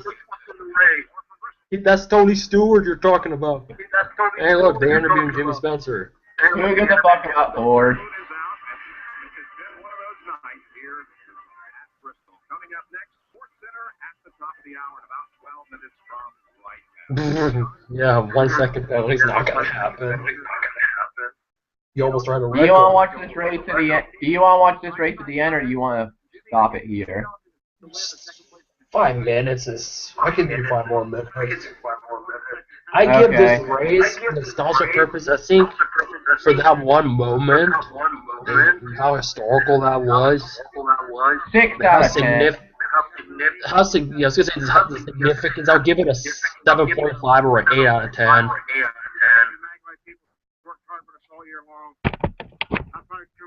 Not a lot of wrecking. It was kind of a decent, clean race. I was gonna say, where the hell Ricky Rudd's at? Jimmy Spencer's best career finish. No, he won twice in '94. He won at Talladega and the 400 miler at Daytona. Look, Ricky Rudd finished third. I think that's what's his last. Jimmy Spencer shows up again. Yep. That's Jimmy Spencer. I'm gonna go walk down to get more coverage because I finished second. I almost wrecked Dale. I should have won the race, and I'm walking away. Watch Jimmy Spencer. The way to put it, but that was the last lap. He pretty much. Yeah, Jimmy Spencer shows up again. Jimmy, go away. We know you got second. Yeah, what happened? We won the race and came across finish line first, but a similar incident, and we were taken away. The victory was taken away. We finished second, so Jimmy's campaign to get the win. But it was the last lap. Clearly, Earnhardt took Terry out. At least Rudd won in his own equipment. Oh, he won the Brickyard in his own equipment. But this was his last year running in his own equipment. What was his last year running in the 10 car? That was it. He went to Yates the following year. Still didn't win until Pocono 01.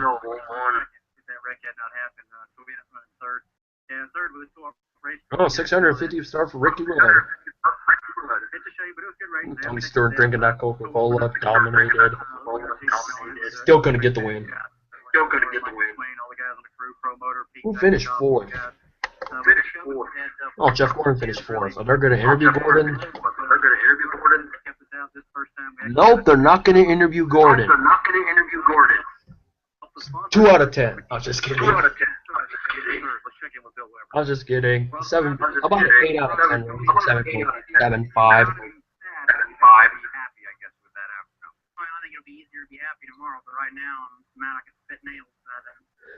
Tony Stewart sounded very young back then. I'm good out home beneath the Pontiac, did a good job today, even though we should have won the race. It shows the sippy in my pick room never fucked me up in the second half, that's why I couldn't get Dale and Terry. I'm gonna just drink my Coca-Cola with my Rolex clock. Maybe I'll win there. I'm a bust his ass. And here's the point standings, and Mike Skinner's still in the top 10. Okay, ESPN, and you show us the top 10, and then you just go to commercial like that. Welcome to WWF Raw. We're live from Bristol, Tennessee. Good old JR with Jerry the King Lawler on ringside. With our main event, Taylor on the turn. Yay, fireworks! Hey, look, 8 cars on the lead lap. Everyone's happy. Earnhardt won. Yay! Look at all the Bodines finishes in the top 15. Rusty Wallace 18. Hey, it must suck for Rusty to be in the bottom of the lap. Hey, look at those stands right now. Look at those NASCAR stands right now in the video. Pretty much sums up what NASCAR is today. Yep. Look at that. 4 cars finished. 5 cars were out of the race. Michael Waltrip, Steve Grissom, Ricky Craven, Robert Presley, and Jeremy Mayfield. There it is. Memorial Day weekend at Darlington. rear end problem that he had. It will take Tony Stewart 2 more races. I wonder who won that 7,500. What's it? Is it a name? Jeff Gordon? Let me take a look. No, it's Jeff Burton. He did indeed sweep Darling. The Burnham brothers finished 1-2. The 50th Southern 500, Jeff Gordon finishes in 13th. Kind of sums up Gordon's 99 season. Darlington. I'm glad they're going back there at Memorial Day weekend. Now we can crown the first real Southern 500 winner since Terry Labonte. Wonder who Look it's at those going to camera be. shots. Dale Jarrett, what problems? Jeff Gordon, Tony Stewart rivalry began there. Abraham is furious. Jerry Nader Rex Dale Jarrett. The rear end housing story from early in the race. I want to show a close-up of fixing the car. I'm going to show you Warburton's crew member, Tommy Baldwin. One more shot of Ray Abraham. Kelly Mayfield reckoning the Wally Dollback only for payback to happen in months later. Like Skinner, Rex in the Irwin. Irwin fixing the car damage. Bodine and Earnhardt going at it for the first time in 10 years. Chuckle Myers. And then the heel turned her around the world. 162 laps behind the wall before they got the car finally fixed and back out on the racetrack. Ray Everett and I can't believe it. Mr. Unknown. Fucking Earnhardt wrecked me. I'm so gonna get fired. Good race, good race. I think we'll do more of these down the road. And I'm going to be picking significant or races that I have not seen. MG is doing a video during the WWE. I'm going to check that one out. So, hopefully you enjoy this reaction video. Make sure to watch it simultaneously as much as you can, because obviously mine was a little bit ahead of most of the race. But till we meet again, this has been 1999 Hitting Counter 500 Bristol Race Reaction. I may do a Fontana review. We'll see. Stay tuned tomorrow on my channel for the XPRO awards ceremony. Alright, so we meet again. Don't turn heel. No. Or somebody with one lap to go and listen to your name is Earnhardt. So, good night. Yeah.